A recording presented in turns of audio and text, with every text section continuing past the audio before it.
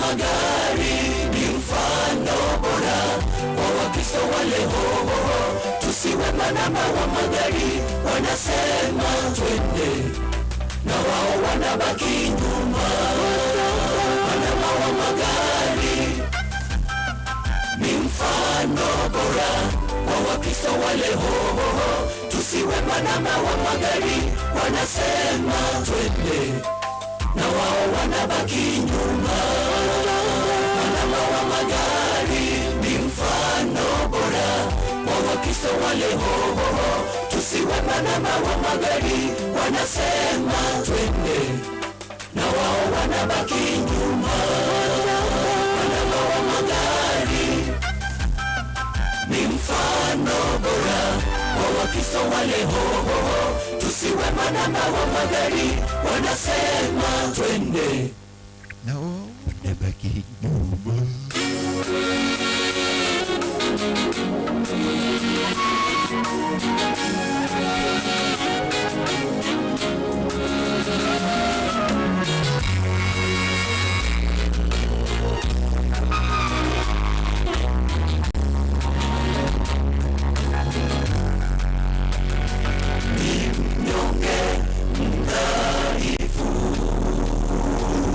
Sina nguvu mbele zako,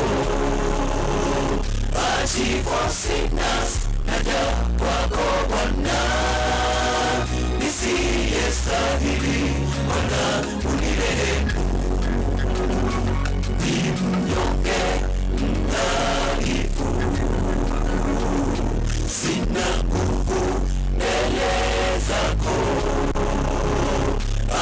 For sinners, naja kwako Bwana, nisiyestahili Bwana unirehemu. Ewe Bwana, naomba wema wako, tafadhali zako. Ewe Bwana, nipe kibali, niweze kuwa katika kundi lile la watakao ingia mbinguni. Ewe Bwana, naomba wema wako, tafadhali zako. Ewe Bwana, nipe kibali, niweze kuwa katika kundi lile la watakao ingia mbinguni.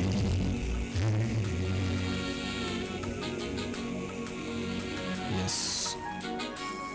Ewe Bwana, naomba wema wako na fadhili zako. Unipe kibali unyonge wetu na mapungufu. Tunakuomba Bwana uturehemu. Twamdhihaki, twamrudisha salabani. Mwokozi wetu kafa kwa ajili yetu, tulio wa dhambi Bwana katurehemu. Mara nyingi twamdhihaki, twamrudisha salabani. Mwokozi wetu kafa kwa ajili yetu, tulio wa dhambi Bwana katurehemu. Ewe Bwana, naomba wema wako, fadhili zako. Ewe Bwana, nipe kibali, niweze kuwa katika kundi lile la watakao ingia mbinguni. Ewe Bwana, naomba wema wako, fadhili zako.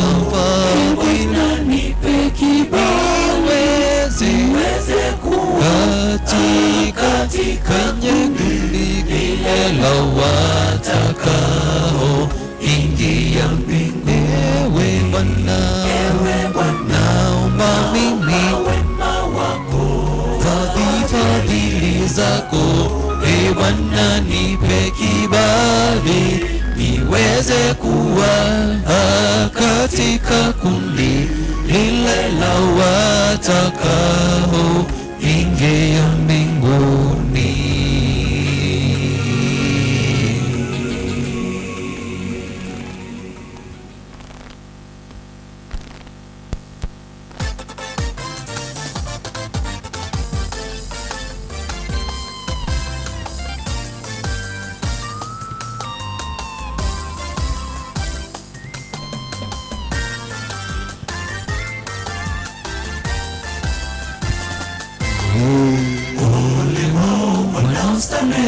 Katika Sayuni mji ulio mzuri, wanaokaa salama katika mlima wa Samaria, watu mashuhuri wa taifa lililo la kwanza, ambao nyumba ya Israeli huwaendea. Ole wao wanaostarehe katika Sayuni mji ulio mzuri, wanaokaa salama katika mlima wa Samaria, watu mashuhuri wa taifa lililo la kwanza, ambao nyumba ya Israeli huwaendea. Bwana Mungu ameapa kwa nafsi yake, asema Bwana Mungu wa majeshi, safari ya Yakobo na chukizo na majumba yake, kwa sababu hiyo nitautoa huo mji sawa na wote waliomo ndani yake, kwa maana wametenda mambo maovu yanayochukiza Bwana Mungu. Bwana Mungu ameapa kwa nafsi yake, asema Bwana Mungu wa majeshi, na hizi safari ya Yakobo na chukizo na majumba yake, kwa sababu hiyo nitautoa huo mji sawa na wote waliomo ndani yake, kwa maana wametenda mchukizo na Mungu.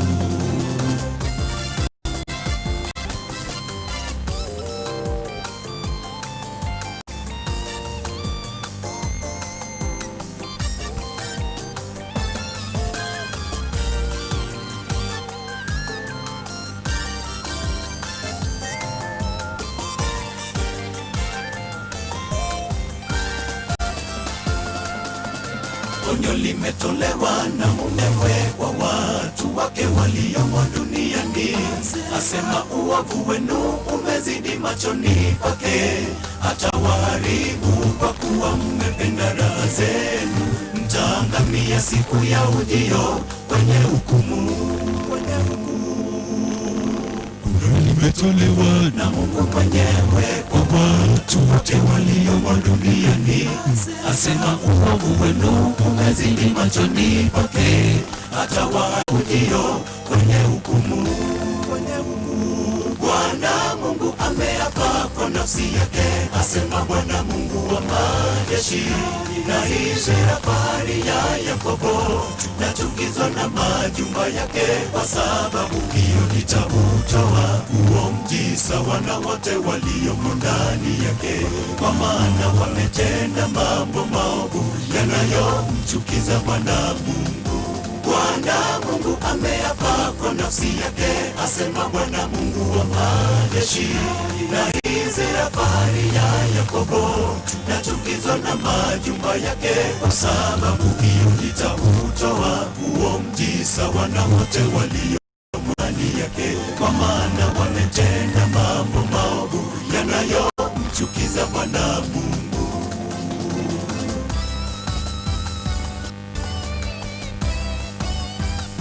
Bwana Mungu ameapa kwa nafsi yake, asema Bwana Mungu wa majeshi, na hii safari ya Yakobo na chukizo na majumba yake, kwa sababu hiyo nitautoa huo mji sawa na wote waliomo ndani yake, kwa maana wametenda mambo maovu yanayomchukiza Bwana Mungu. Bwana Mungu ameapa kwa nafsi yake, asema Bwana Mungu wa majeshi, na hii safari ya Yakobo na chukizo na majumba yake, kwa sababu hiyo nitautoa huo mji sawa na wote waliomo ndani yake, kwa maana wametenda mambo maovu yanayomchukiza Bwana Mungu. kwa sababu hiyo nitautoa huo mti sawa na wote waliomo ndani yake, kwa maana wametenda mambo maovu yanayomchukiza Bwana Mungu.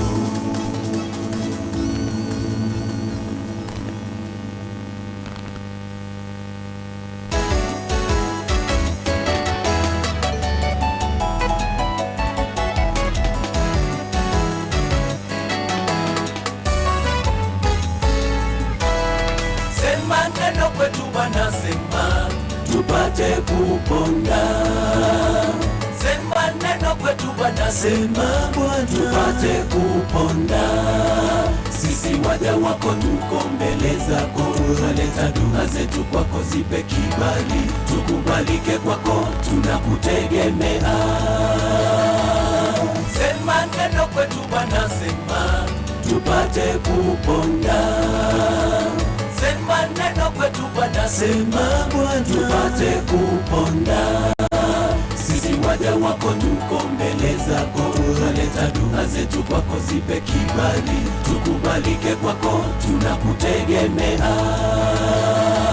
Hakuna nguvu za kipepo zitakazoinuka kinyume na waja wako. Ukitamka hata waliopagawa na pepo zinatokomea na kwenda zao. Wanawekwa huru. Nani kama wewe? Nani kama wewe? E Mungu unastahili. Nani kama wewe? Nani kama wewe?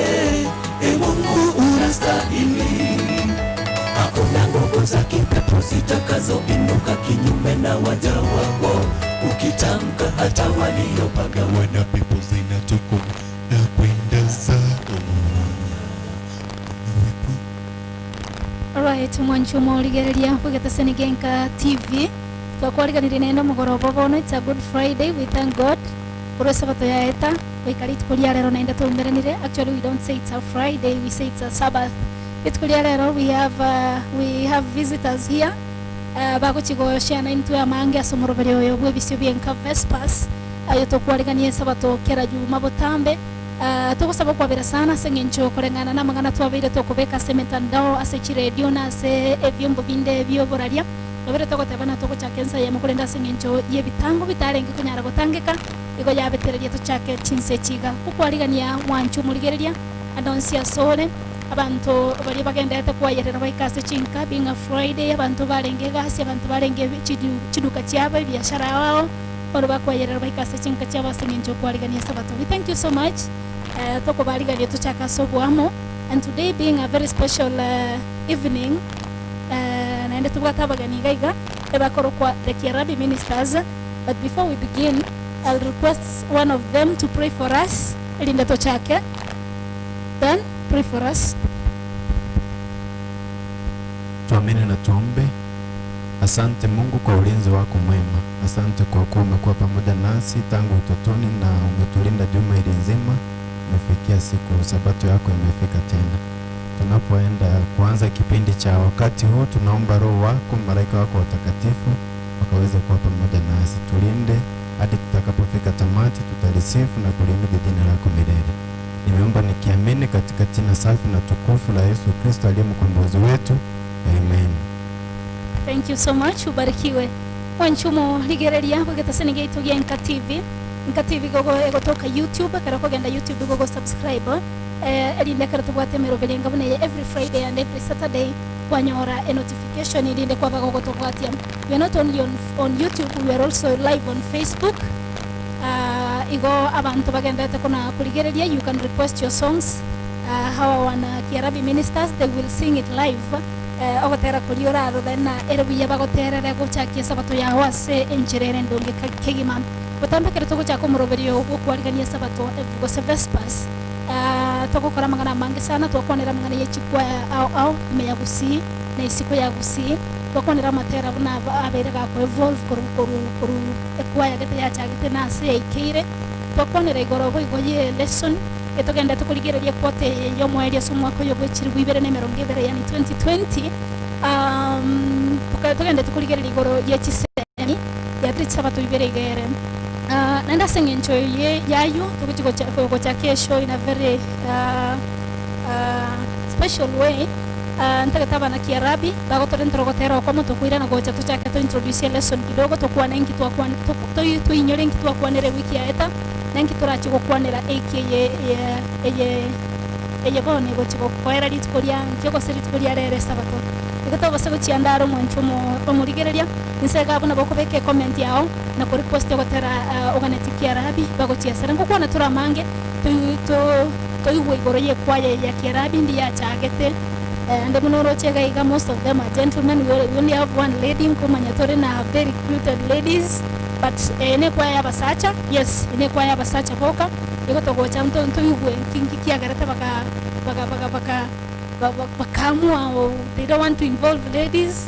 Kumanyatore gore matera bondi bachagete challenge.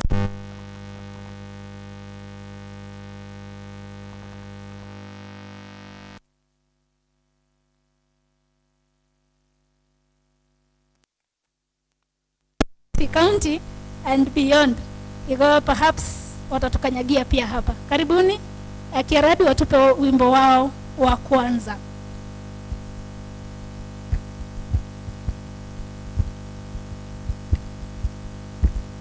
Yes, wimbo wa kwanza unaitwa Imani.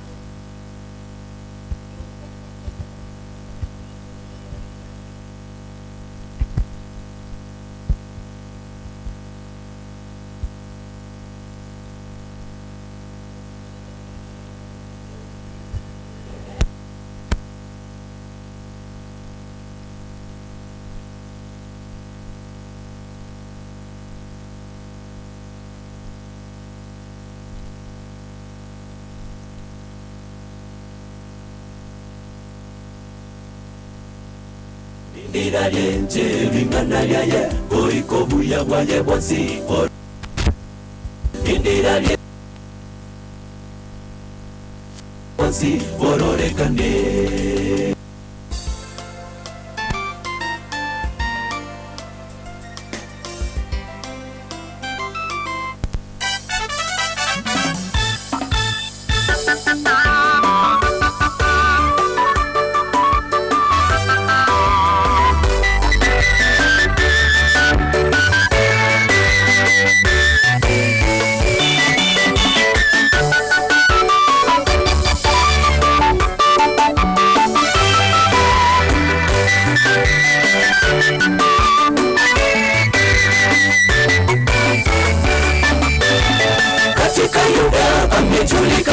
katika Israeli jina lake ni kuu, kibanda chake bila kisalemi na maskani yake imo Sayuni.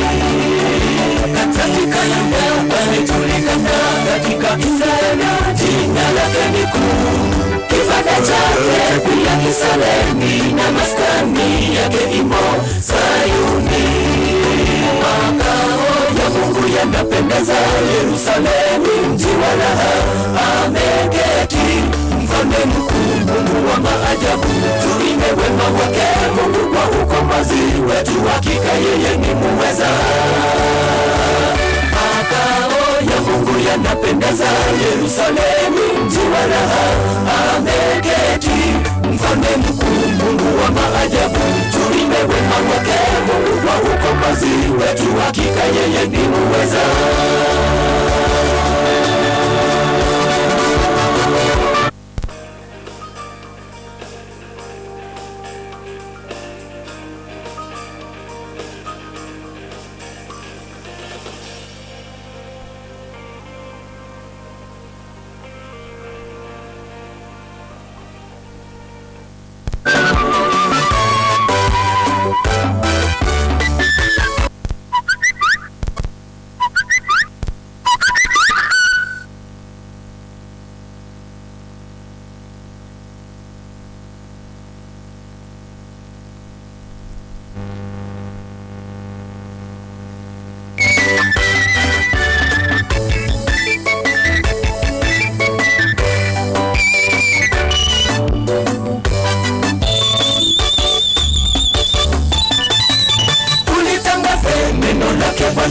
Katika mataifa wamjue Bwana, tuwaone wote walio Babeli, wakimbie mwisho wa dunia karibu. Ulitangaza lake Bwana katika mataifa wamjue Bwana. Tuwaone wote walio Babeli wakimbie, mwisho wa dunia karibu. Makao ya Mungu yanapendeza, Yerusalemu mji wa raha. Ameketi mfalme mkuu, Mungu wa maajabu. Tuimbe wema wake Mungu kwa ukombozi wetu, hakika yeye ni muweza. Makao ya Mungu yanapendeza, Yerusalemu mji wa raha. Ameketi mfalme mkuu, Mungu wa maajabu. Tuimbe wema wake Mungu kwa ukombozi wetu, hakika yeye ni muweza.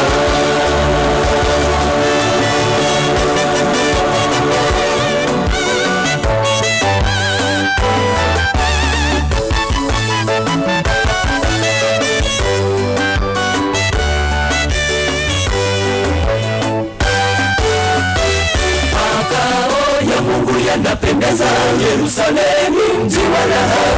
Ameketi mfalme mkuu, Mungu wa maajabu. Tuimbe wema wake Mungu kwa ukombozi wetu, hakika yeye ni muweza. Makao ya Mungu yanapendeza, Yerusalemu mji wa raha. Ameketi mfalme mkuu, Mungu wa maajabu. Tuimbe wema wake Mungu kwa ukombozi wetu, hakika yeye ni muweza. Makao ya Mungu yanapendeza, Yerusalemu mji wa raha. Ameketi mfalme mkuu, Mungu wa maajabu. Tuimbe wema wake Mungu kwa ukombozi wetu, hakika yeye ni muweza. Makao ya Mungu yanapendeza, Yerusalemu mji wa raha. Ameketi mfalme mkuu, Mungu wa maajabu. Tuimbe wema wake Mungu kwa ukombozi wetu, hakika yeye ni muweza.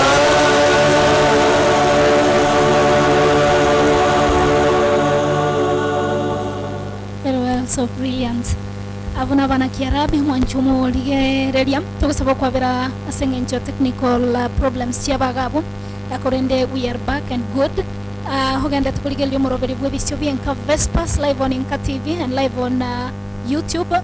Abana bana KYRABI tolina baraboli tukulia lero so kwaligani moroberi bwe sabato so kwaligani sabato abago moroberi bwebisio BIENKA litukolia ankyo before tutaragenda se break ntokwanere igoro yogo chekukwanere lesson yekia ete kitokwanerete.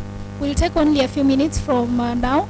Asengencho yoko rwali bagairinde toigwe mugano bwa bana KYRABI ngai bachakerete na ngai bagenderete ni mapi ambayo wanatuandalia wakati mwaka unaelekea kuisha. We only have like 2 Sabbaths from today.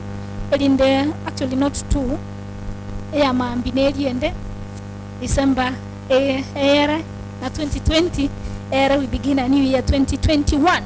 Bona karatu arenge kwanere igoro ya lesson yekia tanto kwanere igoro ye meremo igoro yomo Kristo ne meremo. I think wana KYRABI any of them who will need to add is free commenta igoro ye lesson to igerete igoro ye sabato ya eta tukakwana tukaligereje kibungo kia Omochokoro isatu komina kianda Omochokoro isatu ikomina kianda roko igo Omochokoro igoko okonyora omogana bwo botongi abo tukaligereje bintu kadha tukamana korora na emeremo no ya chakerta bwa chinga kicho botongi. Actually when you read Genesis igoko sangi nearly everything that is under the sun egia obo Omochokoro ya no bekire garia Omochokoro gosa botongi. Ndire twaringe kuligereje lesson hapo awali. Lesson siwezi kumbuka ni ya lini, lakini tukaligereje lesson ya rengi gukwanira igoro y'Omochokoro keregento enyomo egachakereden ebibe bigachakereden ekanise egachakereden amachiko onsi egachakereden igekabana ebintu ebinge bigachakero including the Sabbath. Bono tukaligereje kiaeta tukaligereje igoro y'emeremo and how we see work before tutara kuligereje igoro y'emeremo abana ukatuligereje emeremo ngentoki tukarora emeremo nera orora abantu bagokora iriyo kwerwa nebere emeremo nera orora abantu bagokora aso kwenyorera ngeria twarenge gari nyansakia abere baito lesson Pastor Peter Omani na Rogers Nyaneti bakamana go define bagatebana emeremo there is a job and there is work. Job wono nerie tebune karia but elio ogokora elinde kwenyorera engeria yao yakira rituko tukamya chakirite Eden kerto gosoma kibunge kigia Genesis somo chakano 3:19 ekworo kibuna Nyasaye atongete mwanya bantu akumubeka somo gondo Eden before ebibe bitaraswa Eden gose before mwanya bantu ataraswa sebibe onyoro irwe miremo yoko ogochere megondo Eden gosoko yoroisia asogochera matoke nebintu binde anga byarengaroro igemeremeye kabana ekerenge kimeremo nkereki if it was not asangencha bande bako yirigereri nemeremo is as a result of sin bone kabone meremo igotwa yetu sengencho igotwa bete cast but tukarora na teribo mwanya bantu taetu merema sengencho yoko ba cast but iga etu merema sengencho it was the plan of God and it is a blessing to man mwanya bantaka intarenge kunyara kogokera endagereria ngenge kuria Eden yarenge ko banago isaransa oigwencha roragera nendo oirana go isaransa ekabago ikakore meremo irinde nere abega kwegokera because we are still looking at education as a whole as the whole quarter atwaroche na goitere meremeye Nyasaye ga yete mwanya bantu that is Adam and Eve bagario kogenderera komosoma mono goitera semeremeye bagokora involve bitongo biri Nyasaye tungete that is including them ego barenge kogenderera kuigera mono igoro ya Nyasaye igo emeremeye kaba it is a blessing to man and actually it was connecting man to God tokamana korigereria na kimeremeye gwana gokorwa before tutararigereria mwancho matigereria meremeye na kia gwana gokorwa tokarona there is a difference now when it was that was before sin. After sin Adam agatebiguna goikari mu mugondo arusie bigeri elinde abeka konyore ndagara ya kira rituko okay it sounded more of a curse but rende igarenge bono gotumia energy more obweri energy eri arenge gotumeka entangani ekero konyora taraso asebibe now that osoira asebibe egabidi bono areme atumeke chinguru chinyinge mono goetania etia ta wanarete gotumeka ritangani asokwanyorere ndagara ya kira rituko but all in all the purpose remains kwamba Nyasaye igaganeti mwanya bantu akore gasi ngoto konyera sobongo spiritually mentally and even physically asebalitwa somete lesson ye wiki yaeta tokamana korana omuntu ogokore gasi gakona kwemurungania nigaragereirie anywhere be it ebegasi rigwe okwerugokora be it gasi eria oakane that is maybe career igogwanera takojekora joyfully elindo be very productive actually get dino na bantu ba ego ikamande ibe murungani sana because they bangete Monday many people were employed bangete ritkoria Monday because they still have hangover still weekend but one kara kusangia akakora moya sengencho supervisor nero rogo sengencho it is nige mo betereti akore omonto yo tari productive and like omonto lyo wanchita mirimo yaye akoigu tango yaikire aikororo ani akore bune gwanerete aisane kase ankore yaye na goisane kiolio murigete when we do that pero to kore mirimo ndayonsi ebene yo kweru gosetari yo kwerwa igoto gwanerete to yakore ase asom musasoko gose to yakore ne nkore yemo na ende to yakore to perfection pero kwa yakore ne nkore yemo igogo ikera gokora be it na nega sikwerwa goseneria neria urikire bantu mbaro barengereti na okoba neru gokore gasi eyu nobody should dictate me to how perfect I should perform that work but onyo kwerure yekore kuika ekerengo keria kwagwanerete ko yekerania tegatingenda bwanga sengenchoko okwali korwali baga ande abwasa asemeremo ndo kwandete igoro ya emeremo kune usikanete na mangana yo kwege na waito I think to arori emeremo ngo tugwataniera no motongi ito in so many ways if we do it how it's supposed to be na ande toyeka soko mokeria yetari nyas goro tokamana koligeria responsible work abu igoto kwanderete mwanchu moligeria igoro yogo kore gasi nekerengo that is where temperance comes in togwene tokore gasi nekerengo na togwene tigutige gasi yego semeremende yansu togokora eswana ne chinsa chito chigosasi Nyasaye eswana ne chinsa togwene tokurwa se family yaito eswana ne chinsa togwene togokora bintu bindi because our life toye bagete ekabago chase bintu au igo emeremo yose chensa chilikuwa bwana atakuwa family yao to basa kuchiruhusu kuchipeka semeremo itakuwa ime lose balance kwa maisha na haitakuwa imekusaidia bose kuikerekerenga kerinya sae aganetie ikerenya sobo obo gima bwaito tegere tabuna to akorerete igoro ye lesson ye kiaeta to kwena gocha ukwanira to igoro ye lesson ye wiki ye pero KYRABI bago to gotera kwabo gwa kabere gotera kwabo gwa kabere eliende to kwena gocha tukwanire wiki ye ankyo kiturachi gukwanira baada ya yobona tumana ko tusemezane na hawa wangwana naitwa Vikanyaga tupa wimbo DJ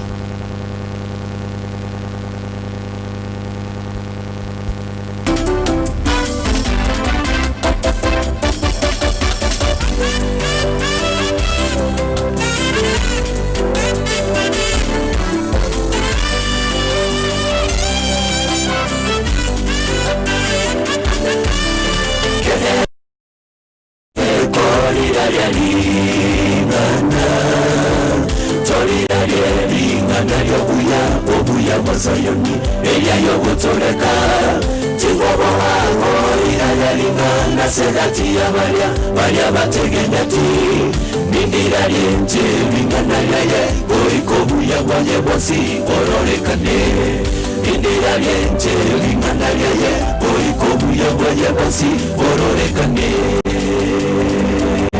Kene watu getumeke, korira ya lingana, Torira yebi manaryo kuya Zayoni ella yo gutoleka tingobo hango ila lingana sedati ya Maria bategendati mindira yenje lingana yaye oikobu ya wanye bosi orolekane mindira yenje lingana yaye oikobu ya wanye bosi orolekane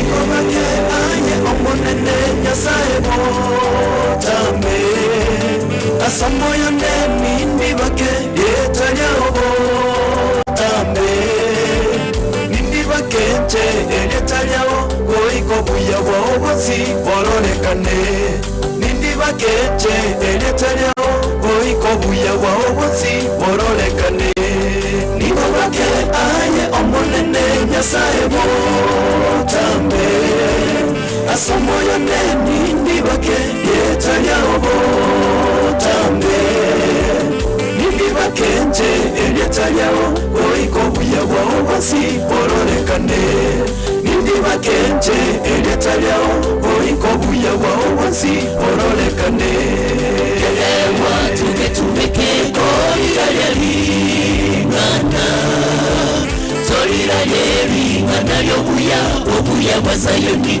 ella yo gutoleka tingobo hango ila lingana sedati ya Maria bategendati mindira yenje lingana yaye oikobu ya wanye bosi orolekane mindira yenje lingana yaye oikobu ya wanye bosi orolekane keewa tugetumeke korira lingana torira lingana obuya wa Zayoni tingobo hango ila lingana sedati ya Maria bategendati mindira yenje lingana yaye oikobu ya wanye bosi orolekane mindira yenje lingana yaye oikobu ya wanye bosi orolekane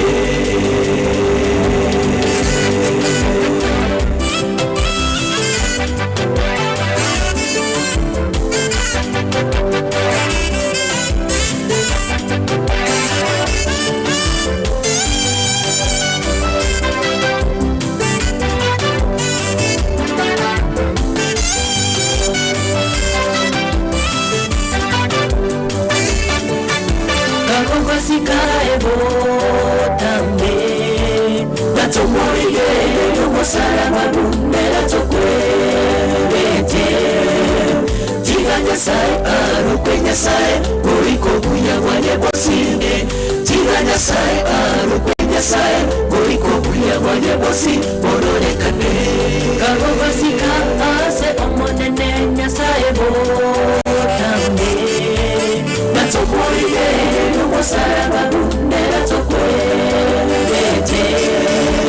tiga nyasaye arukwe nyasaye uriko buya banye bosi borolekane tiga nyasaye arukwe nyasaye uriko buya banye bosi borolekane yewa tugetumeke korira lingana torira lingana yobuya obuya masayoni eya yogotoleka tiwobo akorira lingana segati abaria bategeneti nindira yenche lingana yaye uriko buya banye bosi borolekane nindira yenche lingana yaye uriko buya banye bosi borolekane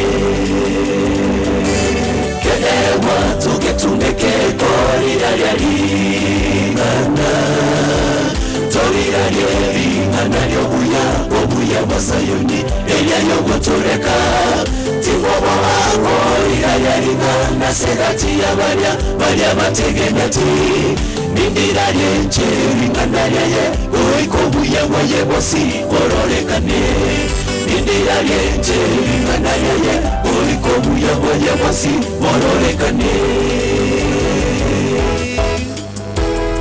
kedewa tugetumeke korira lingana torira lingana yobuya obuya masayoni eya yogotoleka tiwobo akorira lingana segati abaria bategeneti nindira yenche lingana yaye uriko buya banye bosi borolekane nindira yenche lingana yaye uriko buya banye bosi borolekane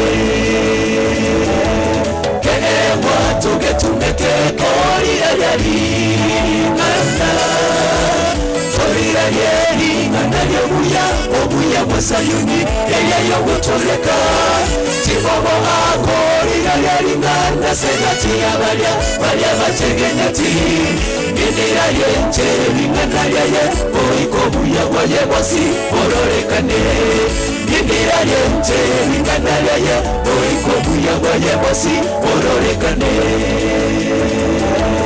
kedewa tugetumeke korira lingana torira lingana yobuya obuya masayoni eya yogotoleka tiwobo akorira lingana segati abaria bategeneti nindira yenche lingana yaye uriko buya banye bosi borolekane nindira yenche lingana yaye uriko buya banye bosi borolekane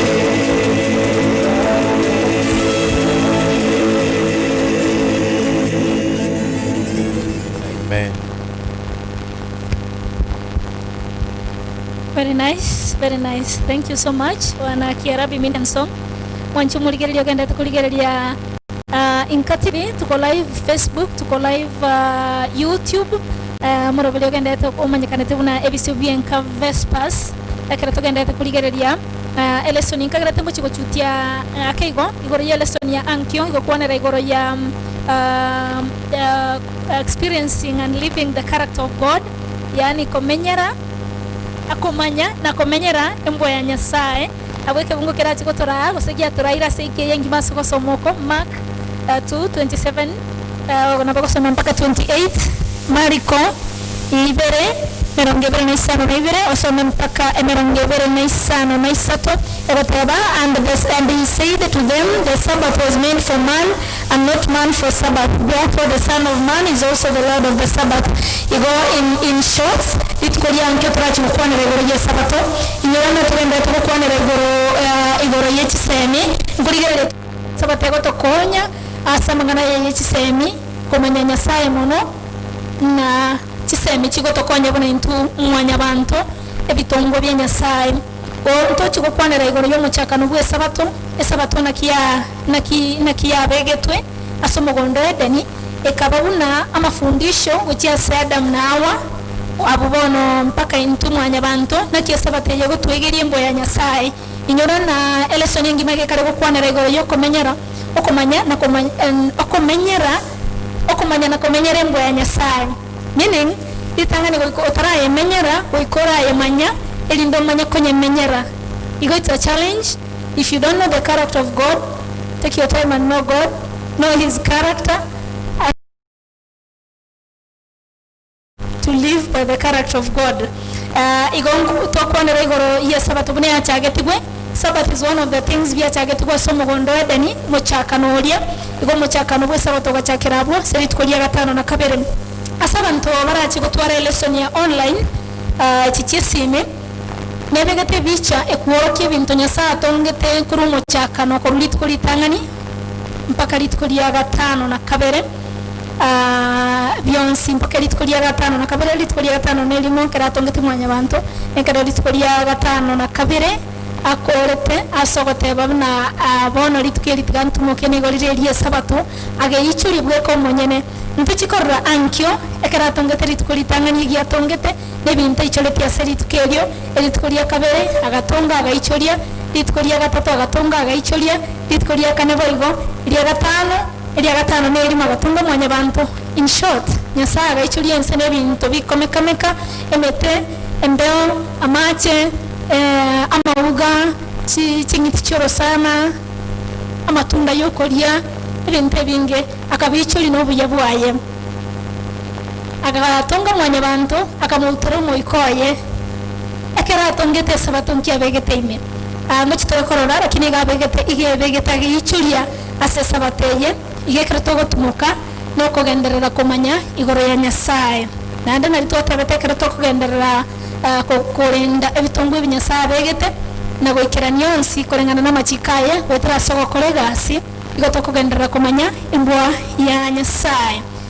Kuligerera tore ontochi kuligerera ankyo igoro y'abana ba Israeli kero bachiete bono boswa ali Misiri ekero baikirororo bakagenda chisokoro cyaba kigakwa abantu bali barengi ko nagokina bakeba machikari Nyasaye batari tangani bagachaka bono kubwatia chimbo cyaba aba Misiri bali barengi ko sasima Nyasaye bakarwaso kwigena bagachaka ko sasima Nyasaye cyaba Misiri tokarorana Nyasaye gosento chikorora na Nyasaye agotumeka abana baye kweranya abana ba Israeli ase chinchiro chindonge asoko bainyoria.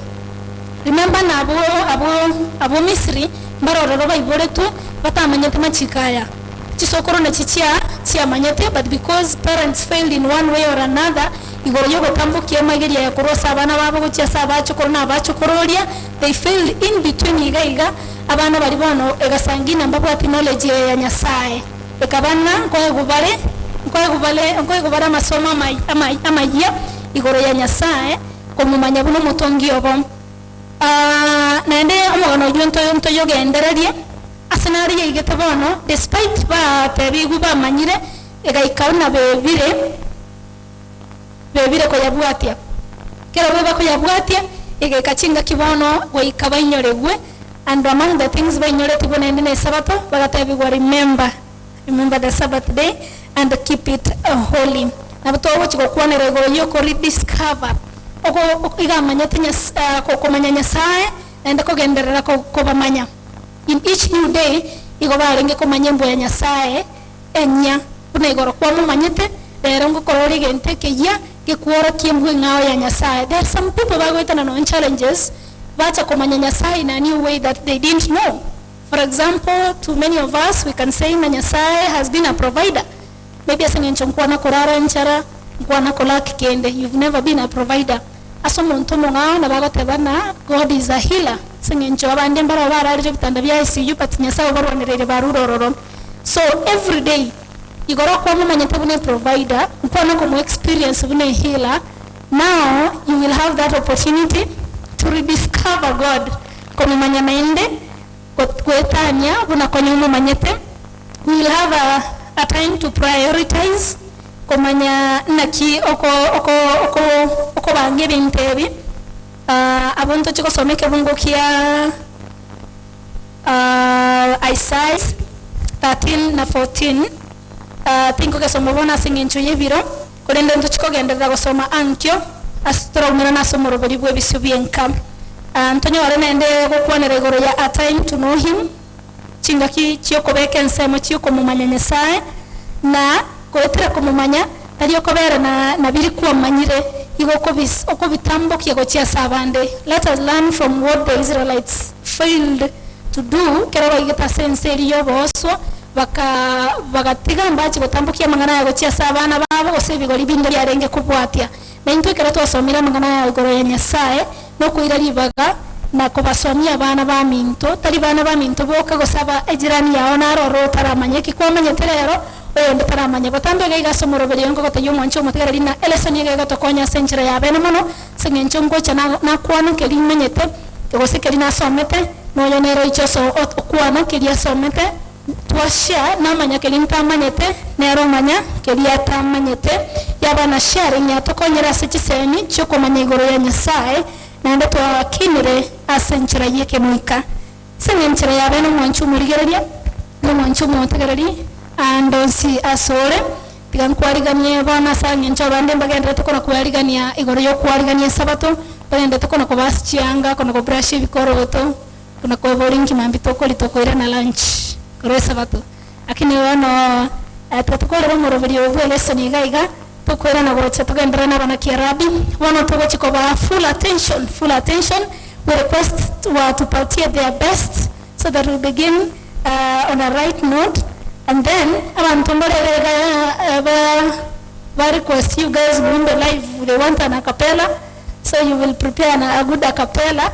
They want to see you sing an acapella. Mogo prepare whatever common. But to go cha, go kwa na toa mangi goro ya KYRABI to mane na kiachagete. Is this the total number? Namangana nda manga mange. To nyora wotera kwa kwa gatatu. Tumana kwere na gocha tutaongea mengi. DJ tusaidie wimbo wa tatu.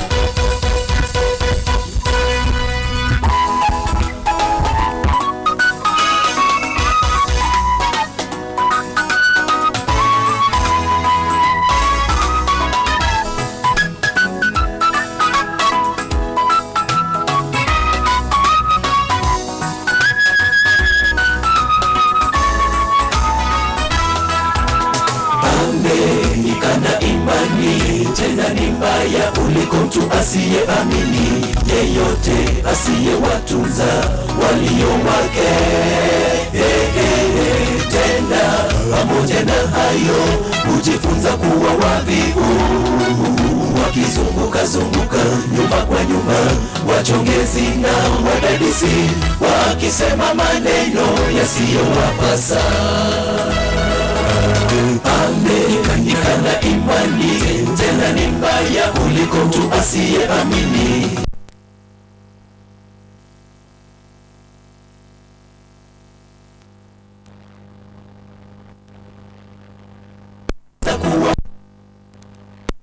Wakizunguka nyumba kwa nyumba, wachongezi na wadadisi, wakisema maneno yasiyowapasa. Neno lake Bwana asifiwe tena kwa sasa, lakini ndani mwetu tumejaa unafiki. Ndugu yangu, twatumia maneno ya mtume Paulo kunywa mvinyo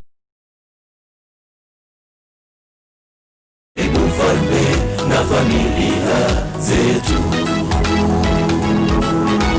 Tumelitangaza neno lake Bwana asifiwe tena kwa sasa, lakini ndani mwetu tumejaa uasherati, masengenyo na unafiki. Ndugu yangu, twatumia maneno ya mtume Paulo kunywa mvinyo tu kwa ajili ya tumbo lako. Mvinyo huharibu ufalme na familia zetu.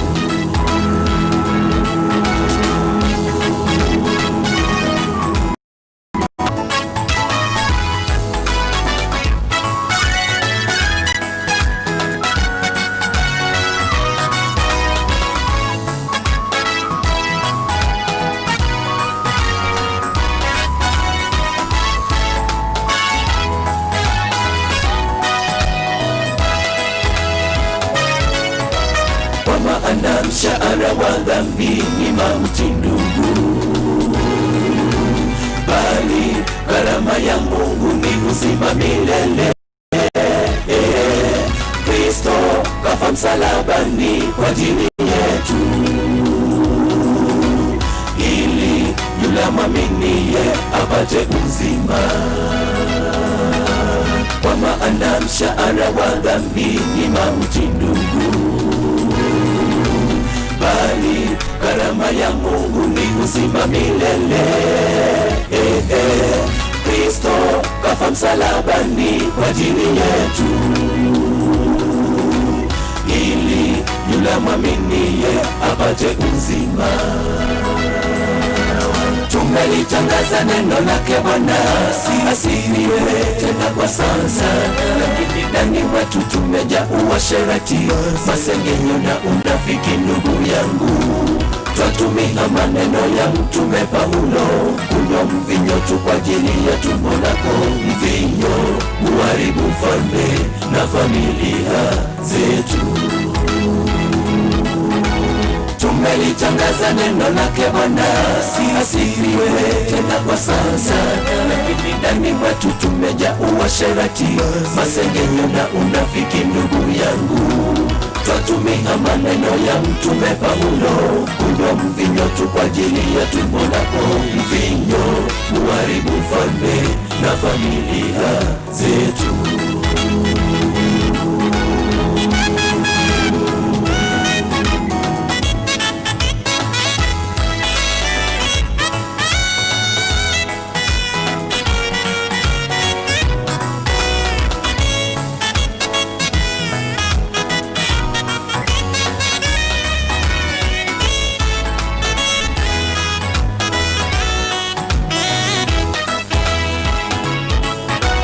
Tumelitangaza neno lake Bwana, asifiwe tena kwa sasa.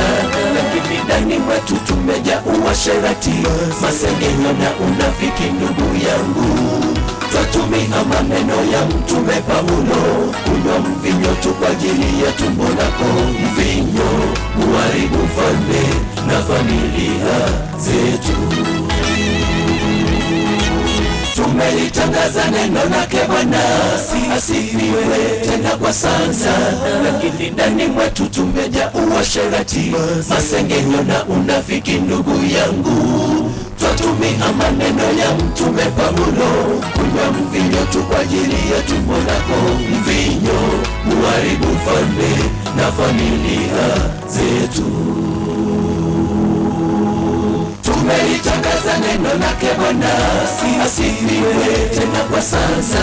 Lakini ndani mwetu tumejaa uasherati, masengenyo na unafiki ndugu yangu. Twatumia maneno ya mtume Paulo, kunywa mvinyo tu kwa ajili ya tumbo lako. Mvinyo huharibu ufalme na familia zetu. Tumelitangaza neno lake Bwana, asifiwe tena kwa sasa. Lakini ndani mwetu tumejaa uasherati, masengenyo na unafiki ndugu yangu. Twatumia maneno ya mtume Paulo, kunywa mvinyo tu kwa ajili ya tumbo lako. Mvinyo huharibu ufalme na familia zetu.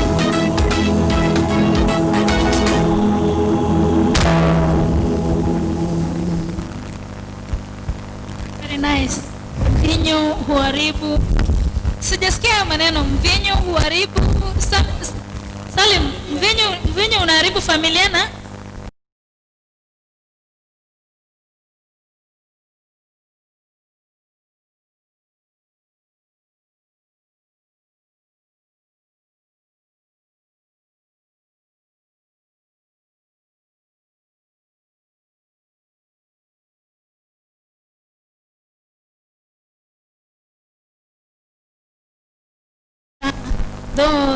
kuna wale ambao wanatoka Nyamira County. I don't know watatuambia. But at this moment nataka tukoma nyumo ya Kerogo. The chairman. Sorry? The chairman, okay? And the uniform manager. The uniform manager, unfortunately not in uniform. And the spiritual leader. I saw you with the Bible by then. I'm a spiritual leader. You're the spiritual leader too? Okay. Senator and your spiritual leader. Where is Dan? Dan anaonekana kuwa spiritual leader. Unafaa kuwa spiritual leader bwana. You look so humble. You look so humble. Yes, igonko manyatore ngo manyakerogo the place of the chairman or who can tell us ndiye kwa ya chagete. Ndiye kwa ya chagete. So how old is KYRABI? Yes. Okay, umwanchu muligereria asama lieta Boniface Mbuki chairman ye kwa ya KYRABI. Kwa ya KYRABI nigo ya chagitu mwaka 2012. 2012. Yes. He's now 8 years old. 8 years. Okay, mugachaka na members barenga. Tuachagite na members 6. 6? Are Yes. they here? Only 2 are here. Wow. Awandenga ibaki. Changamoto ni nyingi. Hizo challenges tutazisema, Eh. some of the challenges ambazo hii kwa imepitia na kufika muda huu. Abanda bati kama iko. Nawande ngumbu bare, we thank God for that. So far, how many are you in this choir? We are 22. You are 22. Yes. So where are the rest? 22 members in the choir, but kuna wale wenye wako active. Wako active. Active members. Okay. Ndio sasa. Oh. Wengine wako shule. That is nice. Choir whatever ya chagete 2012. Yes. In total volume irenga mabwate chire audio chire video. We have 3 audios and 1 visual inaenda kutoka soon. 3 audios, 1 visual ambayo inaenda kutoka soon. Yes. We will not wait kwa muda mrefu. Asante sana kiongozi. Maybe nitake kujua tu. You can speak while you are seated. Tutake kujua kwa ya KYRABI from one church. Where do you operate from? Only in Kisii County or you operate Kenya ngima? Okay, we are not from one church. We are from different churches, but we operate from Kisii town, Jogo area. Jogo area. Yes. Bwana kiongozi, wakati mnakutana, how do you do your trainings? Wakati sasa mko from different churches. Naro murara ngali musangi kanisa ya bali tukelimba bwato moyega. Simba bwate function. Okay. Our training mostly tunafanya online training. Wow. Yes. How does that work? Our composer or our trainer anaimba, anatuma sauti, then we members tunajifunza, then siku yenye tuna meet wote unapata sasa we have a know-how and perfect. we harmonize now. Wow. That is nice. Yes. In short, nyinyi wote hapa ni magwiji wa kuimba. Niko sawa Salim? Salim ndio Mswahili hapa, magwiji wa kuimba. Yeah, such that tunaweza tumiwa sauti ujue bezi yako inaenda hivi, nini yako inaenda hivi. Nataka kuongea na trainer. Do you have one trainer? Trainer mmoja? Not even one. How many are there? Many. How many here are trainers? Tuongea nao. Salim nilijua ukosi. Dan and Bonnie. Yes.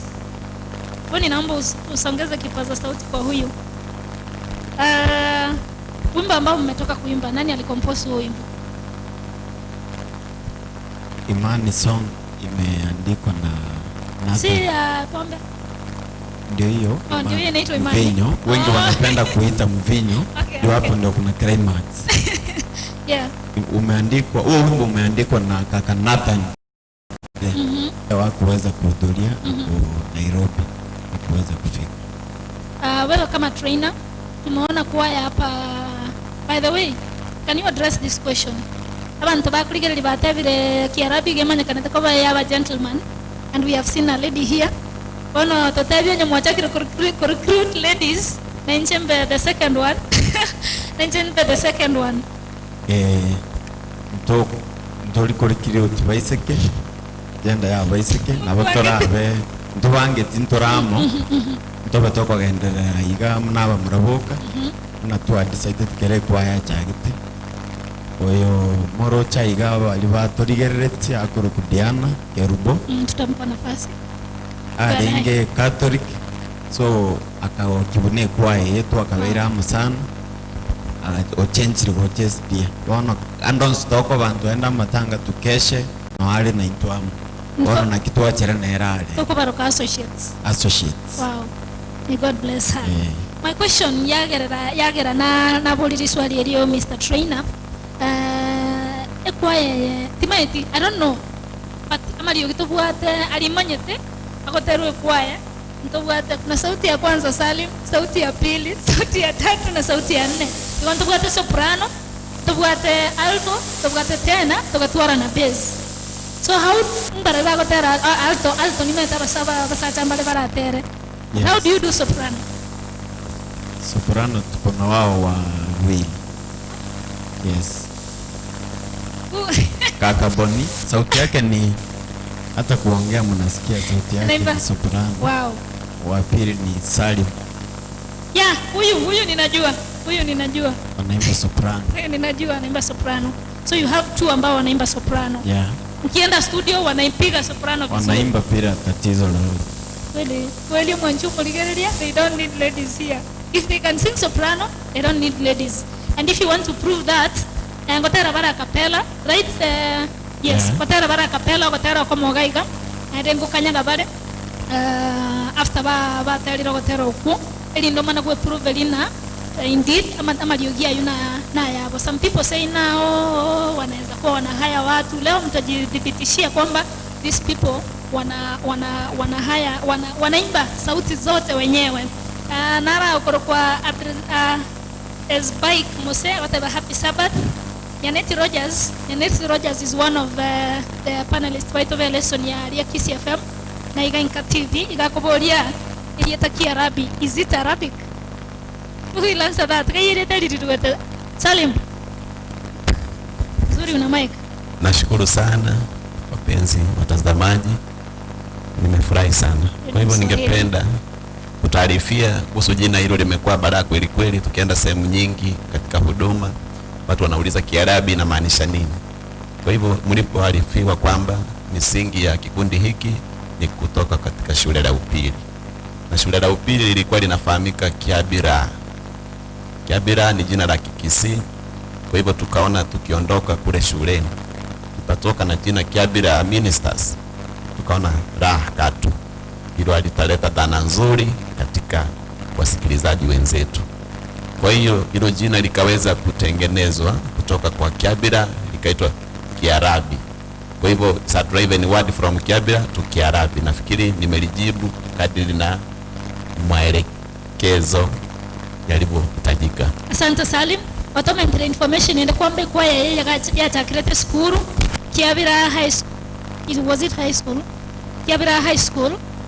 Karaba kole school bana bakarra kwa yate gosale kage garachi ko genderera batirende challenge kabana kibona bako yegenderera ineri yetari school ya high school bakari twist ikaba KYRABI. It sounds Arabic by the way, never Rogers yobolia.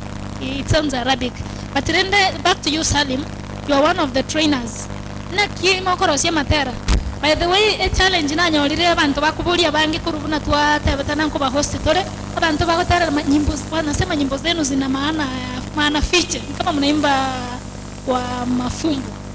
Sasa composers tuambieni what is not happening. Kuna wimbo fulani personally mimi inanikanganya. Mkiimba hapa mtaniambia nitawaambia mnitafsirie. How do you compose your songs? You're one of the trainers ambao mtu akiandika wimbo bado yeye ndiye ana train. Okay? Haya. Naomba nijibu hilo pia. Kwa hivyo KYRABI tumejaliwa sana, Mwenyezi Mungu ametusaidia kwamba wasomaji wengi wa Biblia wako katika kikundi hiki. Amen. Wadisi wengi kabisa wanaperusi, wanapekua Biblia vizuri. Wanaingia ndani, wako humu ndani. Kwa hivyo unapopatana na misamiati katika nyimbo zetu, misamiati hiyo haitoki kwenye kamusi ya karne zile mbalimbali, inatoka katika Biblia ndani. Kwa hivyo kama wadadisi zile ambazo zimetamkwa katika mvinyo zipo kwenye Biblia, zote zile zenye zinatamkika mule ndani zipo kwenye Biblia. Uza ni hadithi ambayo iko kwenye Biblia na wengi hawajai kusikia hadithi hiyo wa wimbo wa Uza. Kwa hivyo ipo ndani kabisa, wanachambua kweli kweli ndani. Ndio maana misamiati hiyo inakuwa hivyo. Halafu isitoshe pia kuna Waswahili katika kikundi. Kuna Waswahili katika kikundi ukiwa unaongoza. Sawa. Sasa nadhani nitauliza swali moja tu, tupatiwe wimbo mmoja labda huo wauza, alafu turudi tuendelee kuongea mengi juu ya hii kikundi cha KYRABI. Wakati mnamaliza kucompose nyimbo zenu, mnakuja kuzitrain, do you mnafanya ieleweke kwa members wote, kwa sababu si wote watashika huo ujumbe mara moja iwapo kama haujafafanuliwa. Mwe karansa muri mwarigera limwata batikabona turata kuna mangana haya tumanye kabisa so that umuntu ndachi kuko boli siko gali tumanye tengia gotera. Some of us bagotera have witnessed umuntu atere gento atamanye tino negente kia gotera kibungo kigotoka sebuku. Do you exhaust it mwe karansa mwara geta kuna mwama na kugenda studio? Nafikiri huwa tunafanya hivyo, tunajadili, tunaketi chini, tunafanya Bible study. Tukifanya Bible study huwa tunashughulikia masuala hayo sana. Kwa hivyo kama tunatunga wimbo ambao ni mzabibu, umetokea wapi mzabibu mwitu, kwa hivyo tunaangalia sana kwa kina mzabibu ni akina nani, mzabibu unamaanisha nini katika jamii ya kisasa. Kwa hivyo ndio tunasema sasa wimbo unafaa kabisa. Ama tunapofanya mahubiri, kama ni senator alihubiri injili ambayo ni kuhusu mzabibu, tunasema lakini mnaonaje, tunaweza kuipukana wimbo kutokana na mahubiri yale, na tunaipukana wimbo pale utunzi unafanyika na wimbo natoka. Hivyo mna njia ngapi za kuunda wewe personally?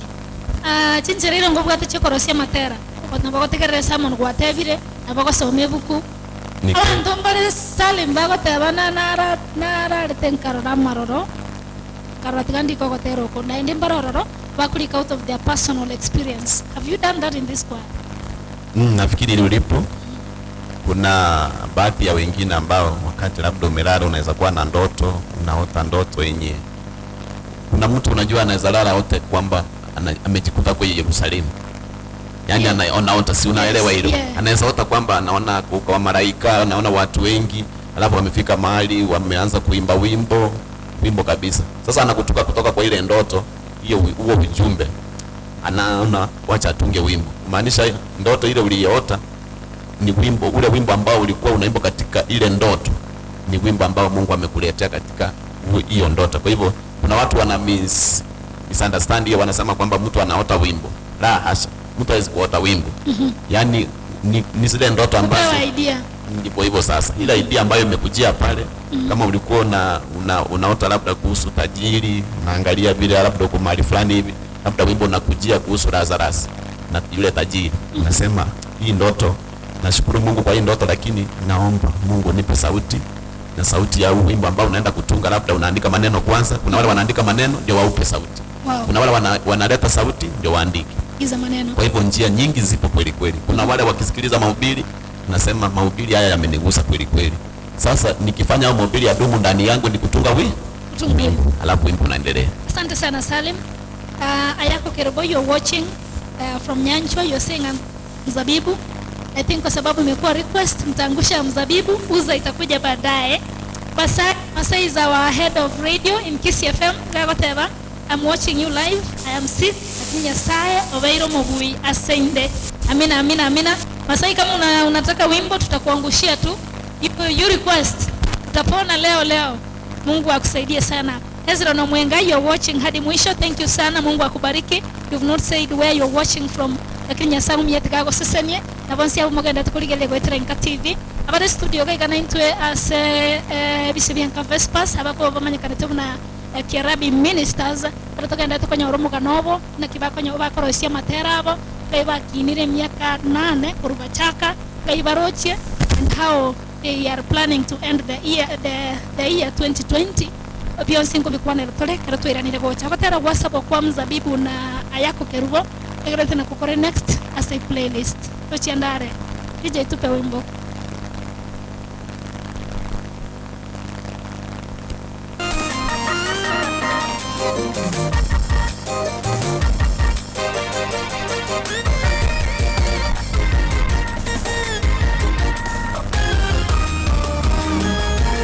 Alianda shamba lake, akalizunguka ndaki, akayaondoa mawe yote, akapanda zabibu bora akitarajia ingezaa matunda mema. Aliandaa shamba lake akalizunguka ndaki, akayaondoa mawe yote, akapanda zabibu bora akitarajia ingezaa matunda mema. Umetokea wapi mzabibu mwitu ndani ya shamba langu?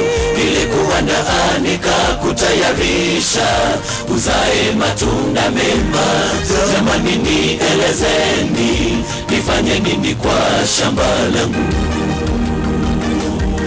Umetokea wapi mzabibu ndani ya shamba langu? Nilikuwa naanika kutayarisha uzae matunda mema. Jamani nielezeni, nifanye nini kwa shamba langu?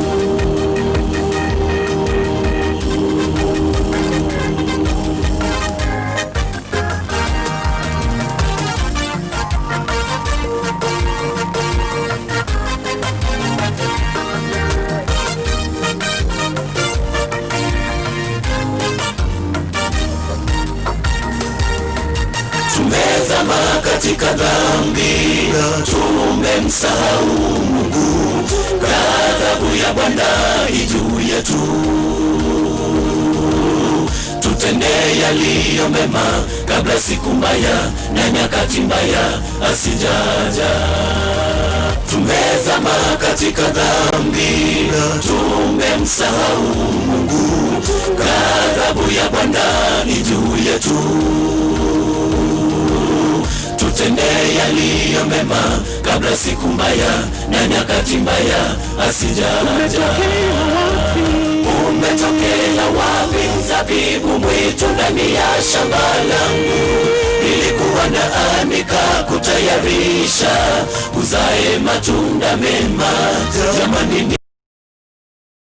nifanye nini kwa shamba langu? Umetokea wapi we?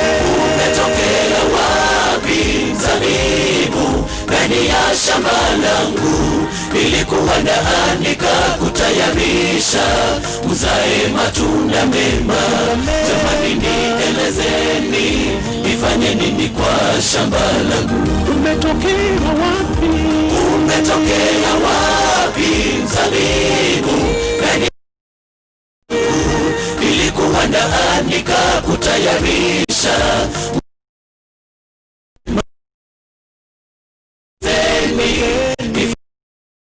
shamba.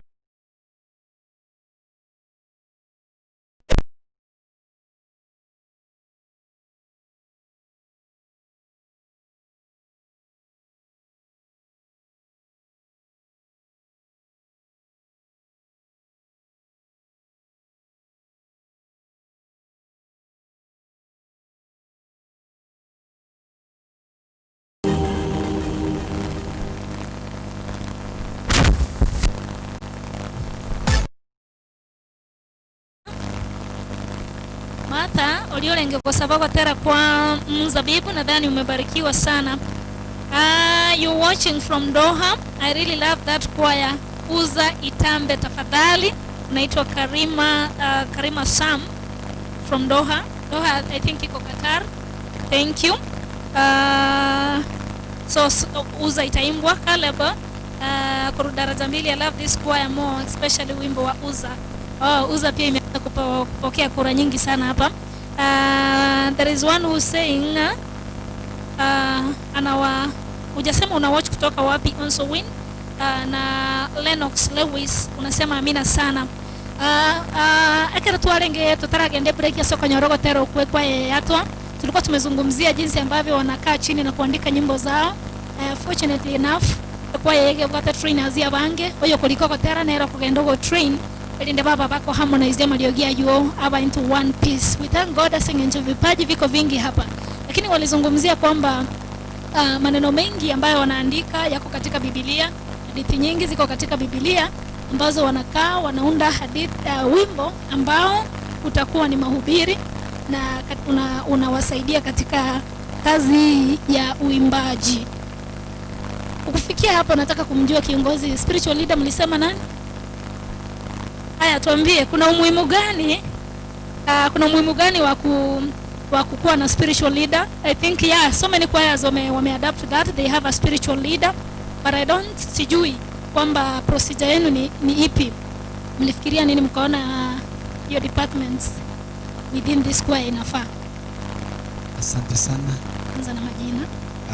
I'm Senator Olekereu from Tabaka, member of KYRABI spiritual leader and the secretary of the choir.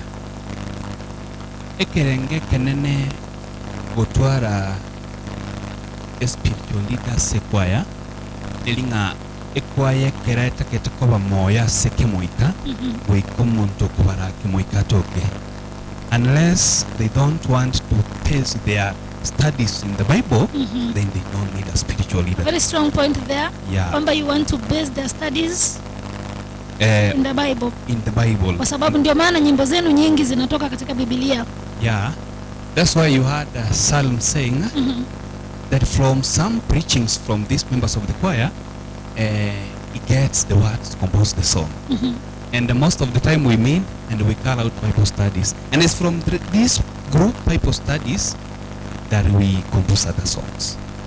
Yeah. Labda niulize maswali mawili tu ndipo moja au mbili. What is the procedure?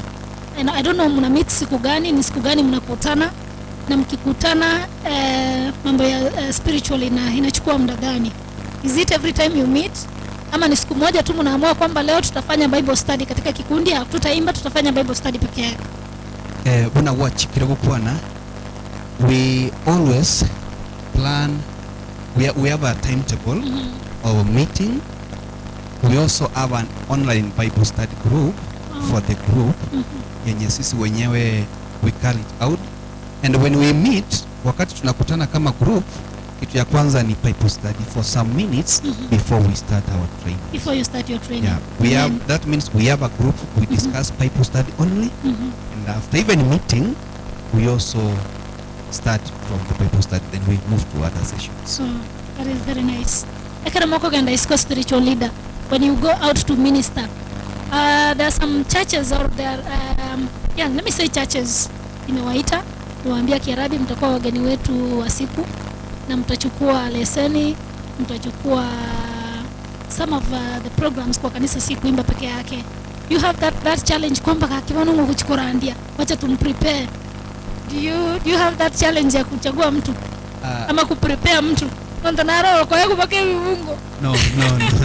Ntubwa tumuchando you, because unatoa chiraiga. If you want to truly omanyenga maene KYRABI they lead the Bible, you can even select your own matebi twengo enchiri yaboniga. Every person is prepared. Wow. We don't plan bono masita ikebunge kegendo some. No, when we have like on Saturday we are going somewhere, Richard, you will be preaching that day. Salim take the lesson, Boni aide gepindi, and we are done. We don't have a discussion that once not we don't know which Qurandi, no discussion, because Bible starting to water na intungo samatoli every time. I believe gikundi kinga bwata rules chia of spiritual leader nchiro.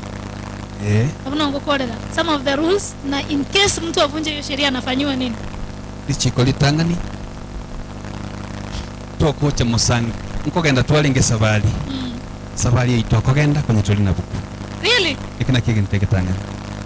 Wow. So kwenye wachire kwa lipete fare yawe yegali wachire tabuga tuku, you will go home. Osasi mekoroka ekirana toko. Kono litukeli ntubwata lead voices. Litukeli labda I'm the lead voice and then Ntuliko tuwa lead voice yoyomo. Ntuliko tuwa lead voice yoyomo. Ntuliko tuwa teno yoyomo. That's why kwa usopu nara ali sopu nara. So Waika atwa level. Yani mtu anarudi tu hata kama tulikuwa tunaenda Kisumu. Eneli chiko. Wow. Aisa kwa mchatabu ati akoira. Honestly, I'm shocked. Perhaps imekuwa ni challenge, mnakosana na wengine, mtu anakuambia umenikanyagia, umefanya hata sijaenda hii outing kwa sababu ungekanyagia hii story, mimi nienda tu, tukirudi tuisort, mtu usahau, unapata mnazozana na mtu kwa sababu anaona niko unamuonea. Do you have that challenge before I move to another leader? Yes, those challenges are there. Tupate mechando une hiyo. lakini ekera yarorekanire ng'ang'a tebirio yairane kera kongichera talinchagochera akogenda go face the disciplinary committee ekera chira se disciplinary committee aguno akogenda koire clip kya yoro because injene party anakora ikomubwate disciplinary tubwate disciplinary committee asa akogenda go face erole na kieko motebio this richi kabuna. Right, that is not so nice. Who's the uniform leader? Nisaidie Mike nipatie uniform leader before nienda kwa disciplinary. Uniform leader, unfortunately uniform leader wetu hana uniform, lakini kiongozi ujambo? Sijambo. Karibu sana. Thank you very much. Alikuwa safari. Pole sana. Hata hivyo tunashukuru umeweza kuwajua watch kutoka nyumbani, lakini kwa sababu unawapenda umekuja ukashiriki nao, tunakushukuru sana. Nashukuru pia. You're welcome. Thank you. Katika hiki kikundi wewe ndio uniform leader. Yes. Mna uniform ngapi so far? Kuna uniform 4. Ine. Na t-shirt moja. Na t-shirt moja. Tunahesabu pia uniform hiyo. Yeah. So 5. We have 5. So 5. Yeah. Wanchu muligereria wa Bwari TV ya INKA TV. Na bali baganda tuligereria on Facebook.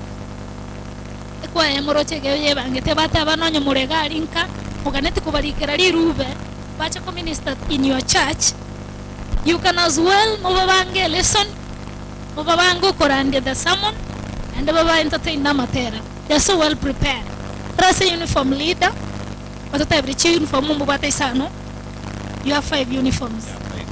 Kiongozi chikwa yanchire bagoteba uniform nchire batasomi. Nkakarete challenge yako basi chikwaya chire mixed ladies na gentlemen.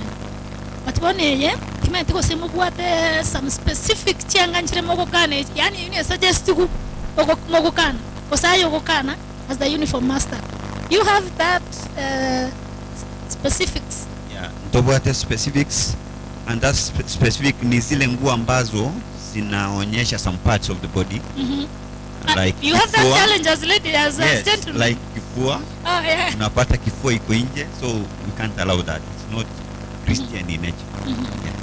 So hizo mnazikataa. Tunazikataa, na uzuri wakati tunachagua uniform mtu akimfurahisha anaileta, tunakaa, tunaidiscuss, tunaichagua kama members, we own it.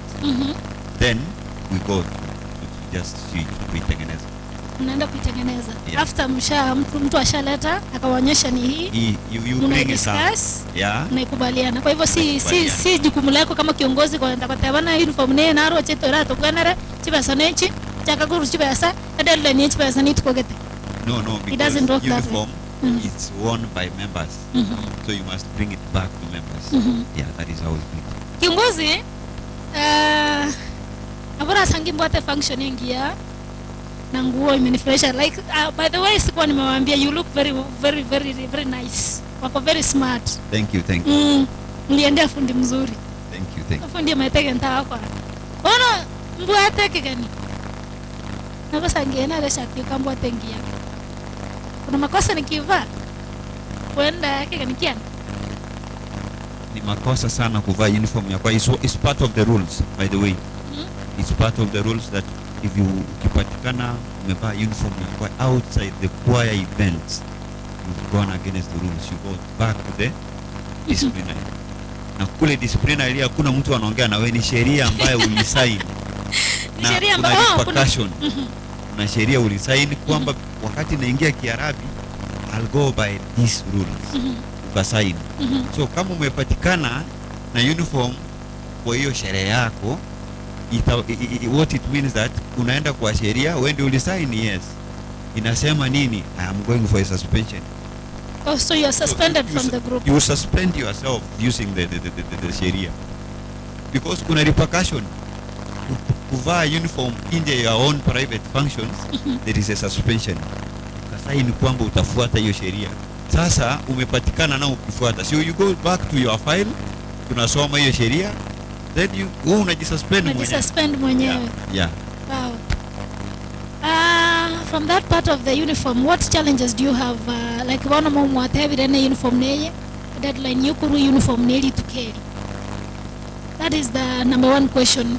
Iswali ya kabere. tuachire function nicho roro ntabega uniform ni uniform ili communicate kwamba sabato hii ama function ambayo tutaenda Sunday tutavalia uniform hii. Anaadhibiwa vipi ambaye atavaa hiyo uniform hiyo siku? Tuanze na swali la kwanza. Umesema kwamba challenges tuna face when it comes to uniform. Most of the group members hapa ni wanafunzi.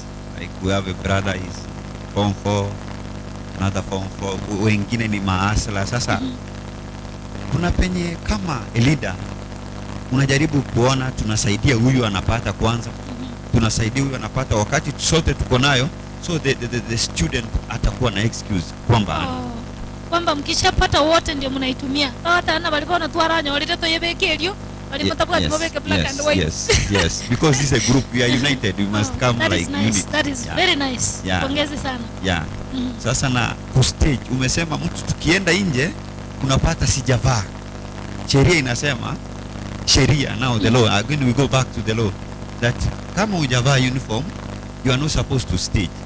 Na the same law inasema ukikosa ku stage 3 times you are suspended. So ni kama msumeno inakata mbele na nyuma.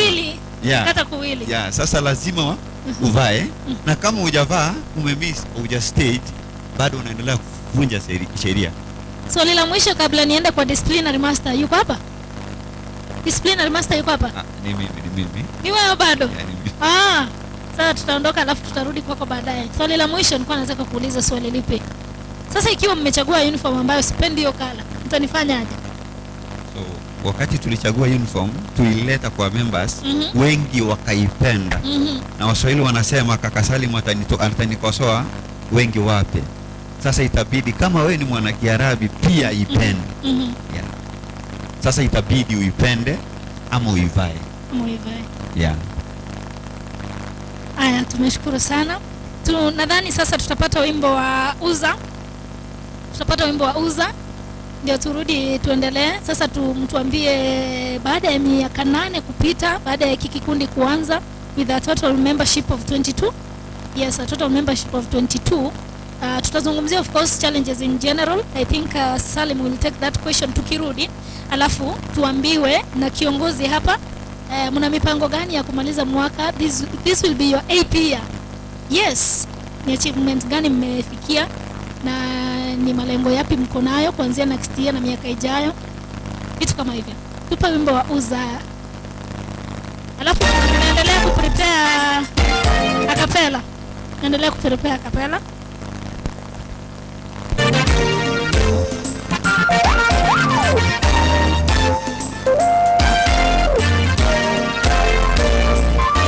Tukumbuke kisa chake Uza kwenye bugala la koni, aliponyoshea mkono sanduku la Mungu. Hasira ya Mungu ikawaka juu yake Uza, kampiga kaanguka, kumbukumbu lake kasaulika. Tukumbuke kisa chake Uza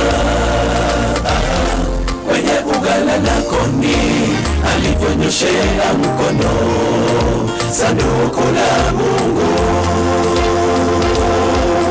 Hasira ya Mungu ikawaka juu yake Uza, kampiga kaanguka, kumbukumbu lake kasaulika.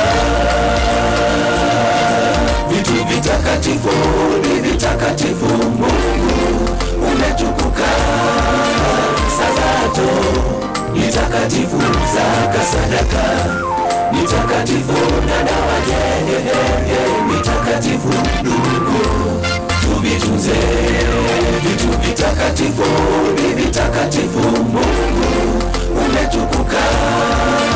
Sabato ni takatifu, zaka sadaka ni takatifu, na dawa ni takatifu. Ndugu tuvitunze.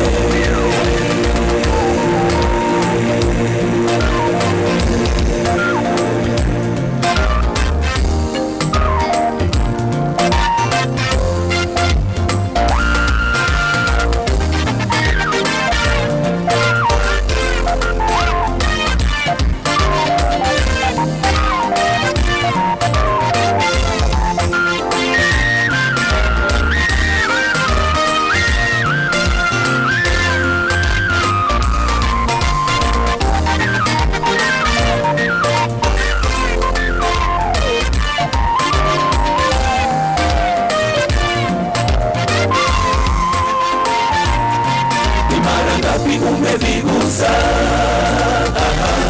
walivyo vitakatifu. Tumetaja jina la Mungu bure, tumevunja ndoa. Zaka sadaka haturudishi, tumeasi.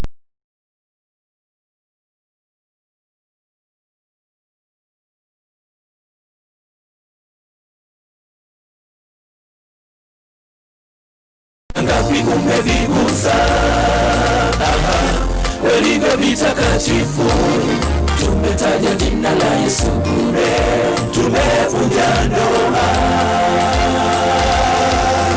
Zaka sadaka haturudishi, tumeasi sabato. Tubu dhambi uokoke, damu ya Mungu yatujia. Vitu vitakatifu ni vitakatifu, Mungu umetukuka. Sabato ni takatifu, zaka sadaka ni takatifu, na dawa ni takatifu. Ndugu tuvitunze vitu vitakatifu, ni vitakatifu, Mungu umetukuka. Sabato ni takatifu, zaka sadaka ni takatifu, na dawa ni takatifu. Ndugu tuvitunze.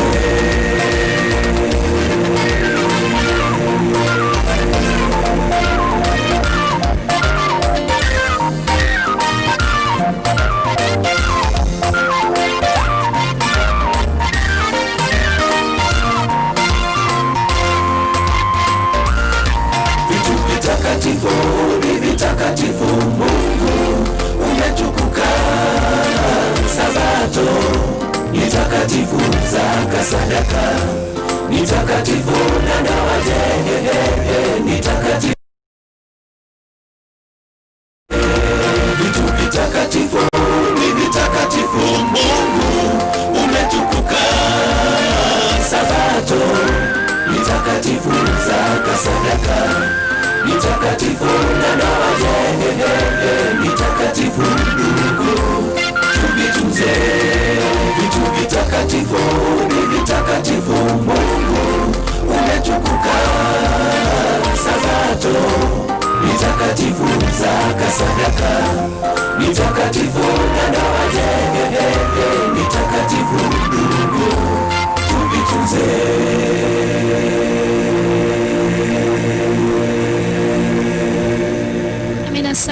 Amina sana. Vitu vitakatifu ni vitakatifu, tuvitunze. Ndoa, zaka na sadaka, sabato, vitatu, si ndio? Barikiweni sana. Hivi ndio vile vichanua sevu kumbi tatu. Sabato, enyuomo ne taisi. Thank you so much kiongozi. Isaac Mogoko, happy Sabbath from Nyanchwa, watching you live, and this is a blessing. Ayaro Geoffrey, Masai quick recovery, kiongozi upone haraka. Bishop Ronga Ronya, more grace, God bless you. INKA TV, Dubai, Deborah, you are watching, tuned in, barikiwa, God bless you. Happy Sabbath all, waniimbie the wonder of it all.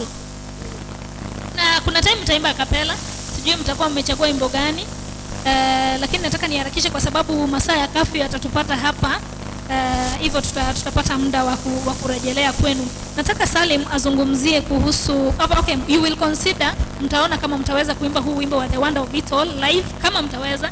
Kama sio hivyo, mtaimba ule ambao mmejiandaa nao. Lakini kwa sasa kaka Salim, zungumzia about the challenges as a whole. Kikundi kimepitia, not as a trainer, not as a composer of songs, lakini zungumzia zote in 2 or 3 minutes.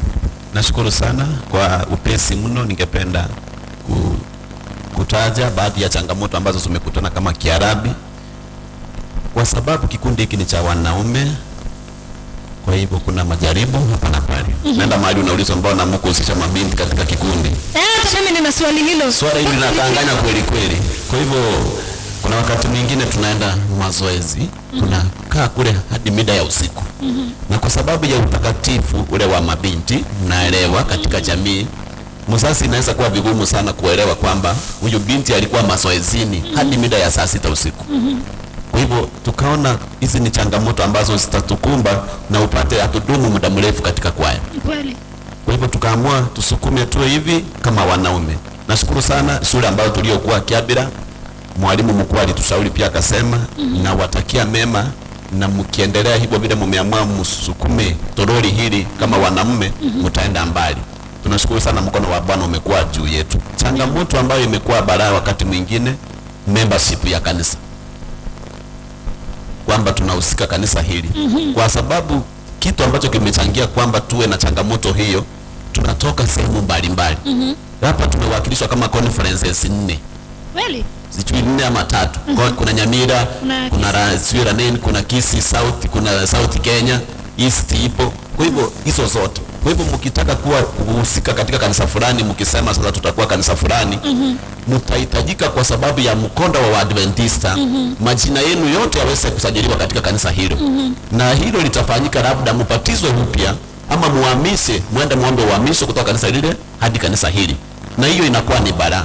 Kama mimi Salimu, labda kanisa langu mimi ni kiongozi wa vijana. Sasa inaniwia vigumu kweli kweli dada, ni kuhamisha jina. Wazee wa kanisa huenda wakakataa. Utakataa. Kabisa kweli kweli. Watasema huyu ndio tunaye kiongozi hapa, itakuwaje? Labda huyu ndio korisa, itakuwaje? Changamoto kweli kweli. Tunamshukuru Mungu, mwaka ulivyoanza Mungu alituonekania kidogo kwamba baada ya kusumbuka na kanisa, kanisa moja ambalo ni la Jogo, tukapata kwamba mchungaji ameweza kutuambia kwamba tungependa muhusike katika kanisa hili. Kwa hivyo mchakato unaendelea. Mchungaji last year alikuwa Steven Ongege. Alikuwa Steven Ongege. Kwa hivyo huo mchakato unaendelea. Mchakato nikisema hivyo ni process. Kwa hiyo unaendelea vizuri kweli kweli. Naamini Mungu akitujalia hivi karibuni tutaweza kukubalika katika kanisa lile kweli kweli, na tutakuwa wahusika pale. Maana nafikiri hata tukianza Kiarabi tulianza lile kanisa ndio tulipea first outing kama Kiarabi tukiimba live. Na tuliweza kusukuma vizuri. Kwa hivyo tunaamini Mungu atatusaidia hiyo changamoto iishe na itaisha kwa jina la Yesu. Asante sana kiongozi. Nafikiri kabla la mwisho labda kwa dakika moja ni kwamba wakati mwingine kama kikundi tunakuwa na uhaba wa hela bila ujua alivyosema. Changamoto kubwa kweli kweli. Tunasema goli ya studio ni 2,000. Sasa kuna mwingine kitambo afikisha 2,000 ni miezi. Kuna mwingine ni siku moja. Kwa hivyo ni changamoto kweli kweli, lakini Mungu ametusaidia. Hatujakuwa na launches nyingi. Tumefanya tu launch moja tangu tuanze Kiarabi, na hizi nyimbo zote tumeimba. Kwa hivyo Mungu anazidi kutusaidia. Wale ambao wanayo wanatoa angalau nyingi kiasi ili iboost wale ambao hawana. Tunamshukuru Mungu kwa huo mbali, na tunaamini Mungu akitujalia hivi karibuni hata maono ambayo tunayo ya kuendeleza, hata studio imefunguliwa pale, tunaamini Mungu atatusaidia, vyombo vinaendelea kuingia kule, na kufikia mwaka kesho tutakuwa tumeanza kuwa stable, na Mungu jina lake litainuliwa kupitia Kiarabi. Amen. Mungu atukuzwe. Naona kiongozi uko na mic. Kama unaweza kuzungumzia the challenges ambazo ziko katika kutrain nyimbo, watu kushika nyimbo, kufika pale studio na mengine. Kwa dakika moja nirudi kwa kiongozi tuongelee kuhusu mipango ya kumaliza mwaka. Nashukuru sana kwa nafasi kama kiongozi na trainer wa nyimbo. Changamoto kubwa sana ni kuwa kuna watu wako mbalimbali, wanaishi mbalimbali, hatukai pamoja kama mtaa wa Kisii. Watu wengine wako Nairobi, Kisumu. Changamoto huwa tunapata ni wakati wa kukutana, ile kukutana physically to train, isipokuwa hii ya WhatsApp. WhatsApp inakuwa rahisi, lakini huwa Mungu ametusaidia kwa sasa tumeanza kuelewana. Tukisema next week Sunday tunakutana, hakuna pingamizi yoyote. Mwalimu, kivyako kuna challenge ambayo unapata kwa kutrain sauti fulani mpaka unapata inakuia ngumu? Umeandika wimbo ndio unafaa train members wako, unafaa train hizi sauti 4. Kuna challenge hapo? Kuna wakati nilikuwa na changamoto sana wakati sauti zangu focus hazikuwa sawa, hazikuwa zimekuwa mature. Sasa kwa saa hii hatuna shida.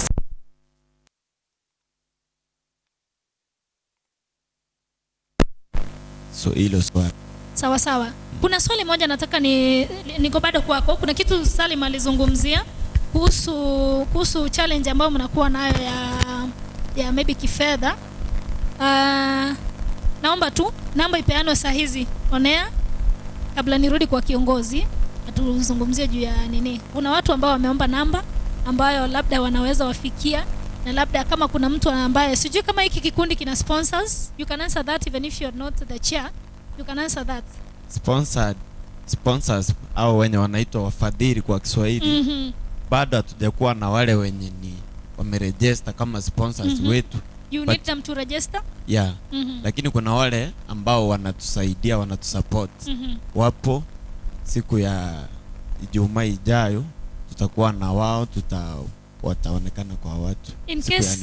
In case mtu atake kuwafikia ili yawe akiwasaidia kwa namna kwa njia hiyo, input awe one of your sponsors, ni namba gani atawafikia nayo? Nambari ya simu ipo ya okay, kiongozi atapeana.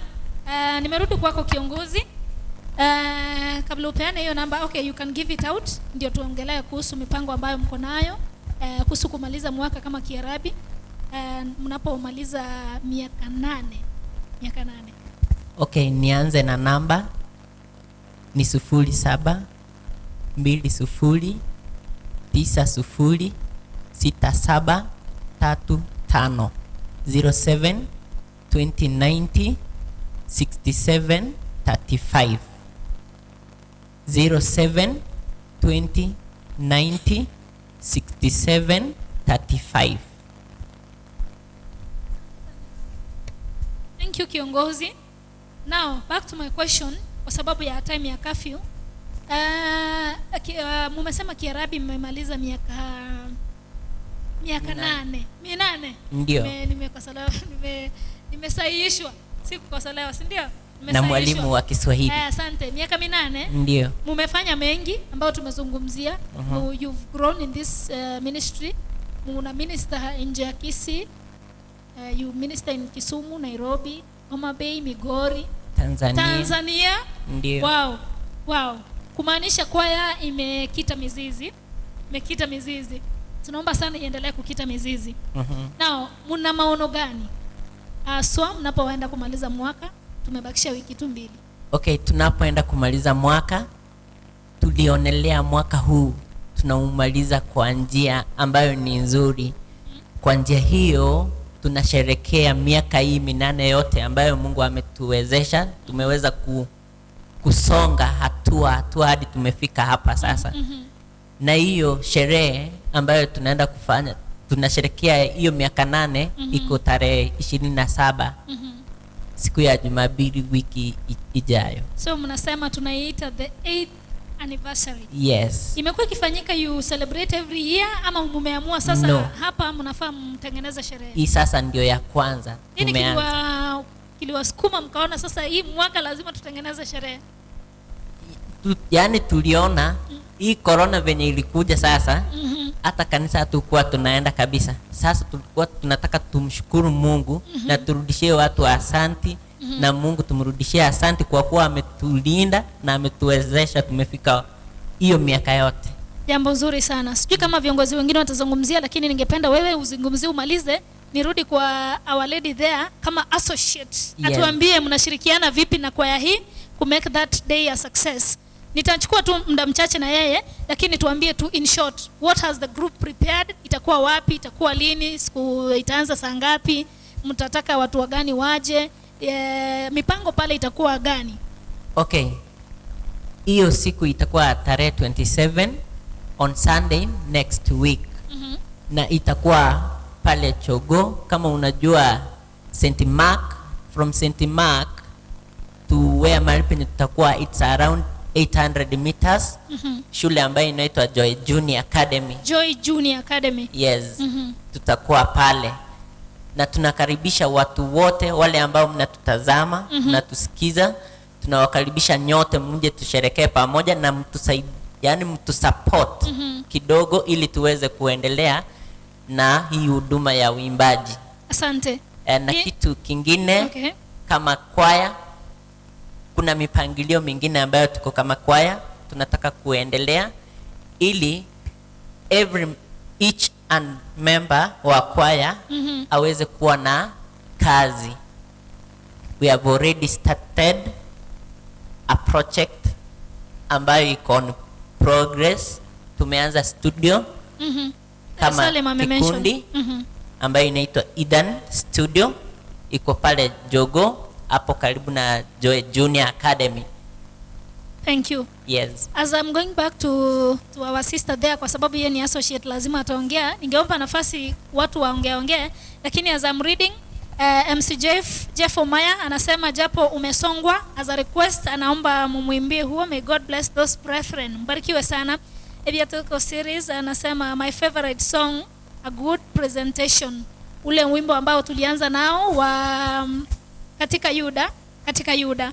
Anasema that is the favorite. Actually huyo ndiye ambaye producer ambaye alitengeneza promo ambayo ilikuwa ina run kwa Kisi FM. Anasema huo ndio wimbo ulimgusa sana. David, that is a nice song. What a blessing to us this evening. Amen, amen. That is a good song.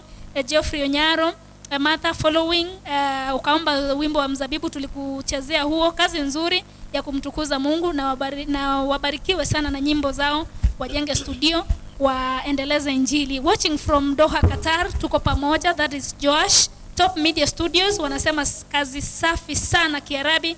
I'm here as your director. Producer Jamo. Yeah, Jamo. Anasema you've made him proud. Watching from Dubai, really may God bless the KYRABI choir. Joshua Kiganda, happy Sabbath from UAE. Senator watching from Kiogoro, kazi nzuri Senator, spiritual leader here. Kiboko Generation pamoja. Nice song, God bless you. Na watu ambao wanaendelea kuandika, Gesare Nyambane, I am happy and this is a very nice Sabbath to me. Watching from Nairobi. Thank you so much. Kuna wimbo Jeff ameomba, tutapata muda tumuimbie, but before tuimbe huo wimbo, tupate our sister, please introduce yourself, alafu tuambie as associates, wale sasa ambao ni marafiki wa KYRABI, mmepanga hiyo siku iwe aje? Nimeona wengine wanasema hapa wanataka kuna t-shirt wanataka wanunue, kiongozi hajaziongelea. Wewe kama associate tuambie, what are you planning for these guys? Kuna keki? I'm Diana Kerubo. I was a Catholic. Wow. I really loved the way the KYRABI was singing. I decided to be the associate of KYRABI as a member. So as they have said, on 27th they have got anniversary, which they will celebrate the 8 years. So as the associates of the choir, we have decided to have t-shirts, and we also suggested for a dress, whoever will be comfortable for that dress. Yeah. And how much is a t-shirt? Kuna keki hapo ndio ninataka nizungumzie zaidi. Personally I will be there. Kuna keki. Ni kwa wale ambao watakuwa nakata hiyo keki. Yeah. Sawa, asante. T-shirts, zungumzie t-shirts. Itakuwa watu wananunua. Time imetuishia kabisa. Kafi naona itatupata hapa. T-shirt ni 350. Yeah. Iko mwanchumo uligereria BIENKA TV, iko uligeretie kwa yeye.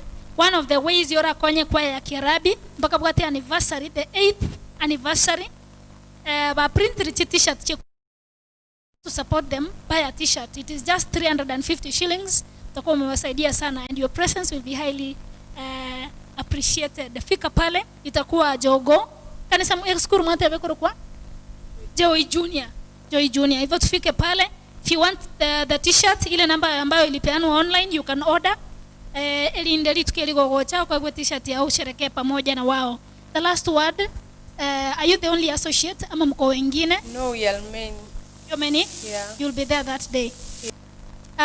Swali la mwisho nimalizane na wewe, watu waongee moja tuimbe tuondoke. Kama associates, hawa wakati wamelemewa na hela fulani, for example wameitwa launch, hamtakusanya pesa ya fare mseme sisi tumepata fare, uniform ni hii, tuende. Lazima mpeleke pesa pale kwa hiyo kwaya ambao mnaitwa launch. Do you associates support? Mnawasupport kununua uniform, wakienda studio kurekodi nyimbo mnawasupport na pesa? Kazi yenu kama associates ni gani? Yes, we do. When we are going to a launch somewhere, we do go with them. We even contribute the launch money there. Wow. Yeah. That is a blessing. Barikiwa sana. On behalf of all the associates, peleka salamu zetu, waambie wanafanya kazi nzuri sana. Mungu awabariki. I will. Amen. na mwanchu mategereri no mwanchu morigereria tikapata gotera kuligwa sabu ngorokioko akapela kama tutakuwa na muda tutamalizia ule ambao ulikuwa requested na Jeff, sikumbuki ni gani, lakini ndio tutamalizia, si ndio? Now tutajipanga akapela, soprano bebange, alto bebange.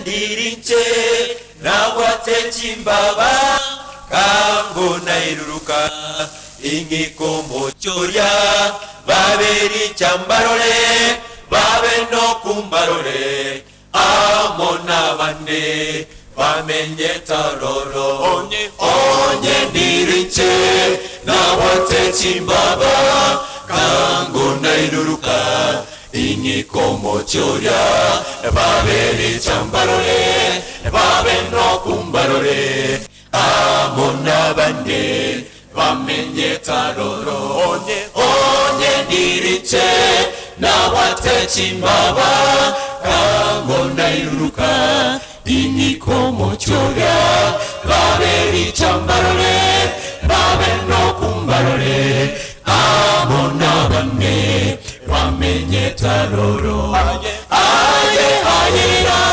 oye tige ese terina gusemeya ese yengo sambwere ayebeke ange se chinchera chonsi ekonuge kobuga tomoro toto monene ayera oye tige ese terina gusemeya ese yengo sambwere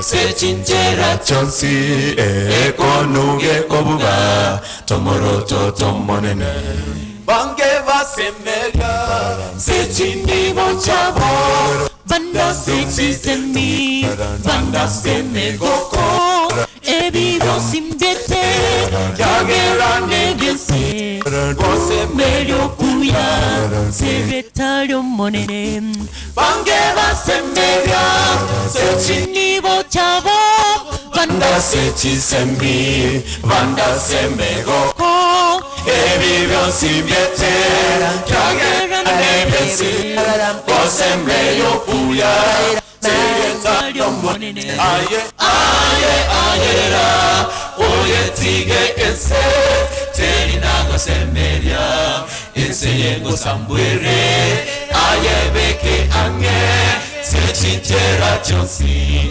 ekonuge kobuga tomoro toto monene ayera oye tige ese terina gosemeria ese yengo sambwere ayebeke ange se chinchera chonsi ekonuge kobuga tomoro toto monene tore no mogoko togotera amo orende wangoiga gotiga na tore kero yo marare imasembera mbuya kora secretario monene Torino mogoko togotera amor corrente wangoiga Motigana tore Kero yomarare Ila sembeba Uya korara Teretario monene Aye ayera Oye tige ense Terinago semberia Ense yengo sambwere Aye meke anye Se chinchera chonsi Ekonuge kofuga Tomoroto tomonene Ekonuge kofuga Tomoroto tomonene Ekonuge kofuga Tomoroto tomonene Twapanda mapema Damchana kutwa Mbegu za fadhili hata jioni twangojea sasa siku za kuvuna tutashangilia wenye mavuno twapanda mapema na mchana kutwa mbegu za fadhili hata jioni twangojea sasa siku za kuvuna tutashangilia wenye mavuno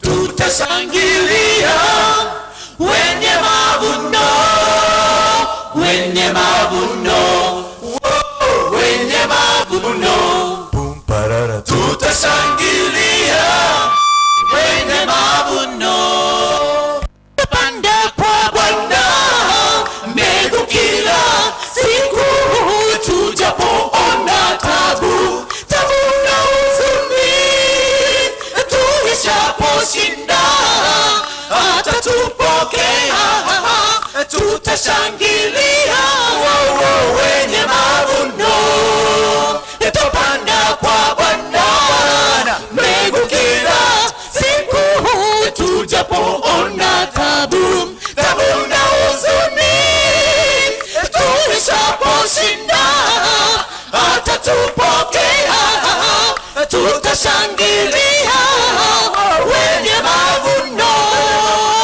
wenye mavuno wenye mavuno tutashangilia wenye mavuno wenye mavuno wenye mavuno tutashangilia wenye mavuno tutashangilia wenye mavuno tutashangilia wenye mavuno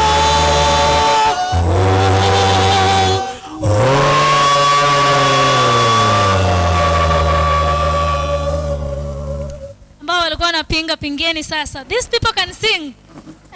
Salim ameimba hapa soprano nzuri sana. Bana people who are watching from the US.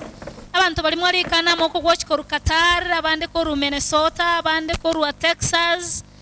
Nonyera bako watch koru Nairobi, each county au Kisiga, Kisumu, Migori. Support this choir. You can be one of their sponsors. Elinde bakine nonyera se anniversary yubabwata. You can support them in any way that you feel you can be part of them.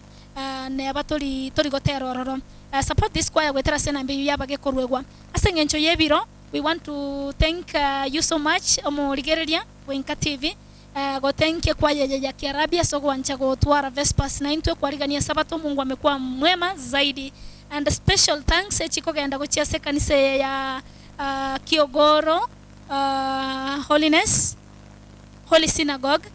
Kiogoro Holy Synagogue. And with that I want to invite the apostle atufanyie ombi la mwisho na tumpe baraka zetu na yeye atupe baraka zetu kwa kutukubalia kuwa hapa. Kwa hivyo ni shukrani kubwa na wote ambao ni members wa hii kanisa. Mungu awabariki sana sana sana sana. Tukimaliza Jeff tutacheza wimbo wako japo umesongwa sana. Pastor akimaliza kuomba huo ndio wimbo tutakao ondoka nao studioni. Kama kawaida tutakutana tena sabato ijayo Ijumaa saa kama ya leo. And if you have any request ya kwaya ambao unataka tuite hapa, wewe andika tu hapo kupitia namba zetu za INKA TV If you reach us, tutatafuta hiyo kwaya tuilete hapa ili tuweze kushare pamoja. Asante sana wana KYRABI. We want to say that on behalf of INKA TV and KYSS FM, we really wish you all the best. We are trying to see if we can be there that day ili tusherekea pamoja nanyi mnapomaliza miaka 8. Mungu awabariki kwa yote ambao mtakuwa mnapanga katika siku hizi zinakuja. Ikiwezekana ongezeni watu kama mtaweza. Kama ni iko within your rules kwamba mtaongeza watu, ongeza watu. Ikiwezekana tengeneza nyimbo nyingi zaidi, eneza injili iende katika nchi nyingi zaidi. Mungu awabariki sana. Hawa wana KYRABI, nyimbo zao ziko YouTube. Kienda pale YouTube una subscribe to their channel KYRABI Ministers, una subscribe okobe subscriber ekero waso kirigotera kunde gwensi okonyabu no kubago chikosoki. By the way, they have a new album ambayo iko jikoni, itatokea hivi karibuni ya picha. Hivyo ukisubscribe pale YouTube kwa channel yao utapata notification as soon as hizo nyimbo zitakuwa zimewekwa pale. Kitu ambacho nitazungumzia cha mwisho as I wait for the apostle to come. Hii kwaya imebarikiwa tena, ina watu ambao ni solo artists. I know of Dan, I know of Manu, Boni. There's so many. I think we will invite them sasa kivyao kwa sababu ya muda na vitu vingine. Leo tuko hapa kwa sababu ya KYRABI. So mbarikiwe sana. We wish you all the best. Karibu mchungaji. Thank you. Bwana Yesu asifiwe. Amen. Kwa majina naitwa Pastor Rogers Nyabuto. Nimebarikiwa sana kuwa na kwaya ya KYRABI huku. Mungu awabariki sana. Tumebarikiwa kwamba mliamua muje kufanyia show yenu hapa. Mungu awabariki. Basi pia nataka nibariki na nishukuru Mungu kwa ajili ya INKA TV. Mungu awabariki sana INKA TV na tunawaombea muendelee kukua kabisa, muendelee kuhost watu wengi na kupitia hii injili naamini naye inasonga mbele. So God bless you. Basi mimi nimejua nimealikwa niombe, wacha nifanye hiyo ndio niwaache muendelee hiyo ingine. Tuandalie kwaya yako tukue na show hapa INKA TV naye pia. Amen. So nyenye mpange tu, sisi tuko tayari kwa jina la Yesu. Amen.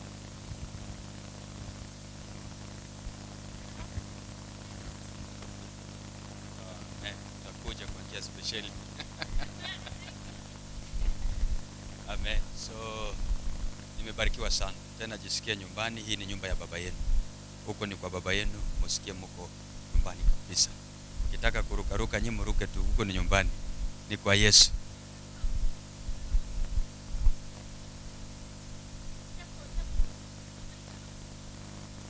Amen. Basi niruhusu nifanye. Baba, katika jina la Yesu Kristo, ninakushukuru my God kwa sababu ya KYRABI kwaya. Watu hawa wanakuimbia nyimbo nzuri, wanaenesha injili yako kila mahali mfalme. Wabariki na wainue Jehova mfalme amani. Kama mtumishi wako ninasema wabarikiwe na wainuliwe katika jina la Yesu Kristo. Wajenge na umoja uliowapa katika jina la Yesu. Jehova mfalme wa Israeli, hata INKA TV uinue Bwana station hiyo ya online, ukawabariki na uzidi kuwapa hekima ya kufanya kazi yao. Ninaomba mfalme wa amani, najua hawa wanahitaji wafadhili, watu wa kuwafadhili Bwana, watu wa kuwasponsor ili wakafanye mambo makubwa, waka-affect watu wa kizazi chao. Ninanena baraka juu ya hawa, juu ya kwaya hii ya KYRABI, na Bwana na usimamizi huo wa kwaya hii ukaubariki na ufanye ukasimame kwa misingi ya neno lako mfalme wa amani. Jehova Mungu wa Israeli, mimi kama mtumishi wako nanena baraka juu ya watu hawa, nanena baraka juu ya kwaya hii. Kuna watu wanatusikiliza na wanawasikiliza Jehova, naomba moyo wao ukaguzika ni kwa ajili ya kuwasaidia na kuwafadhili hata katika hiyo anniversary yao. Mungu wangu, asante kwa sababu utaguza hao wako huko Amerika, wale wako huko nje hizo zingine, na hata Nairobi yetu hii, na hata Kisii mfalme. Gusa wakuu wa serikali, gusa wakuu hata wa county, na hata watu binafsi ukawaguza wasimame na hawa. Kwa jina la Yesu Kristo nimeomba na nimeamini. Amen. Mungu awabariki sana. Amen. May God bless you. May we all stand tumalize na huo wimbo tukiondoka. Masaa ya kafyu yatatupata hapa. Kwa hivyo mwancho muligereria tumerana na indeli tuko lia juma eikie gocha imeyaiga EBISIO BIENKA VESPURS ekerutura aligania sabato buno bwamo ankyo to machakumera na naintwe asomoro bilibu EBISIO BIENKA imeye radio ya KISS FM 94.1 asabali bada chinsa cha maiko okotonyora www.kissfm.co.ke turakolentere lesson na maseseni gwanda mange unaya behind the cameras twagwa kiasa kokolentero abantu babwaterana nche asaba kokolentero moroberio yo akoroko brand Makinight our cameraman na Omochokoro Onyamora. Yes, Omochokoro Onyamora na rene associate na sekanisa I think he's a pastor here. We thank you so much. Asoko okubwaterana na into kotoikiraniria umoroberio na inu mwensi abo mwarenge kuligereria na kufanikisha mpango huu. Mungu awabariki sana, muwe na sabato njema na usiku mwema. Tupe wimbo.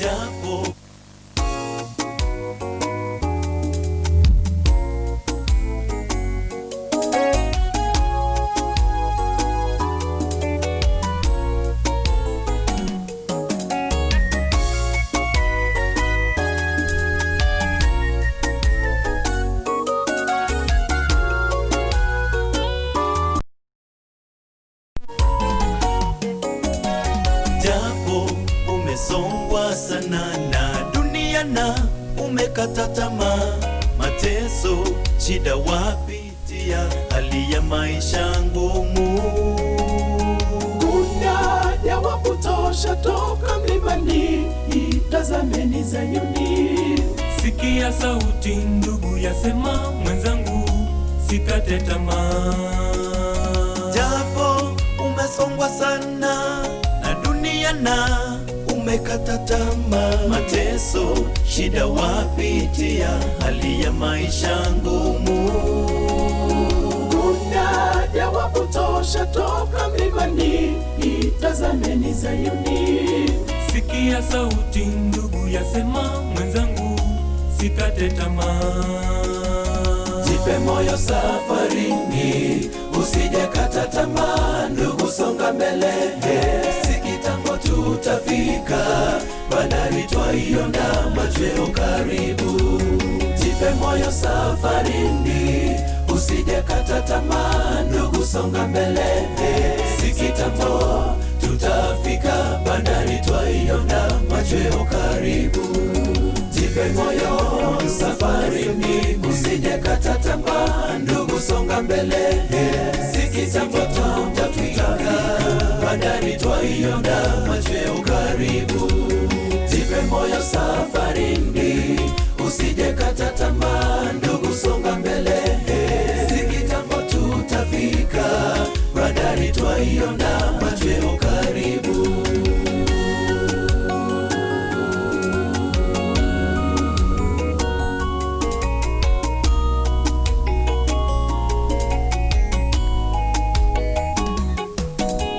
Yesu ndiye dawa kutosha katika majanga yote tupitiayo.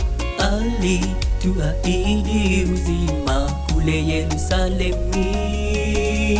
Tusijalishwe na mambo ya dunia, kwani yanapita. Tuvipige vita kweli vya imani, na mwisho tutashinda. Yesu ndiye jawabu tosha katika majanga tuyapitiayo. Tuahidi uzima kule Yerusalemu. Tusijalishwe na mambo ya dunia, kwani yanapita. Tuvipige vita kweli vya imani, na mwisho tutashinda. Jipe moyo safarini, usije kata tamaa, ndugu songa mbele. Si kitambo tutafika, bandari twaiona, machweo karibu. Jipe moyo safarini, usije kata tamaa, ndugu songa mbele.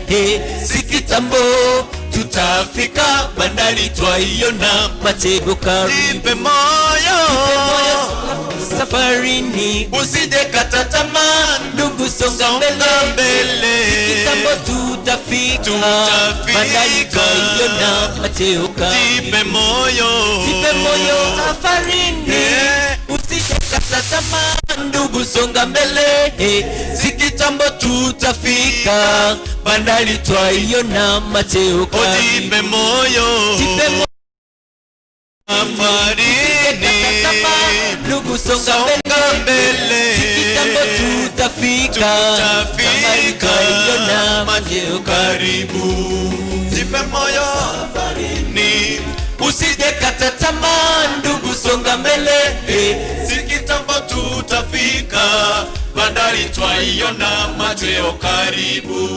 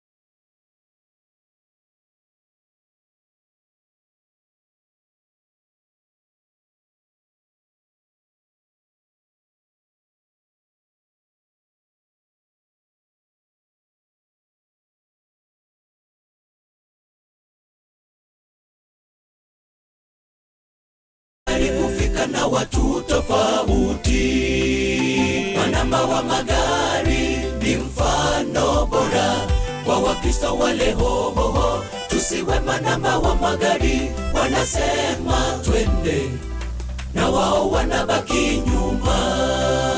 Manamba wa magari ni mfano bora kwa Wakristo wale hoho. Tusiwe manamba wa magari, wanasema twende na wao wanabaki nyuma.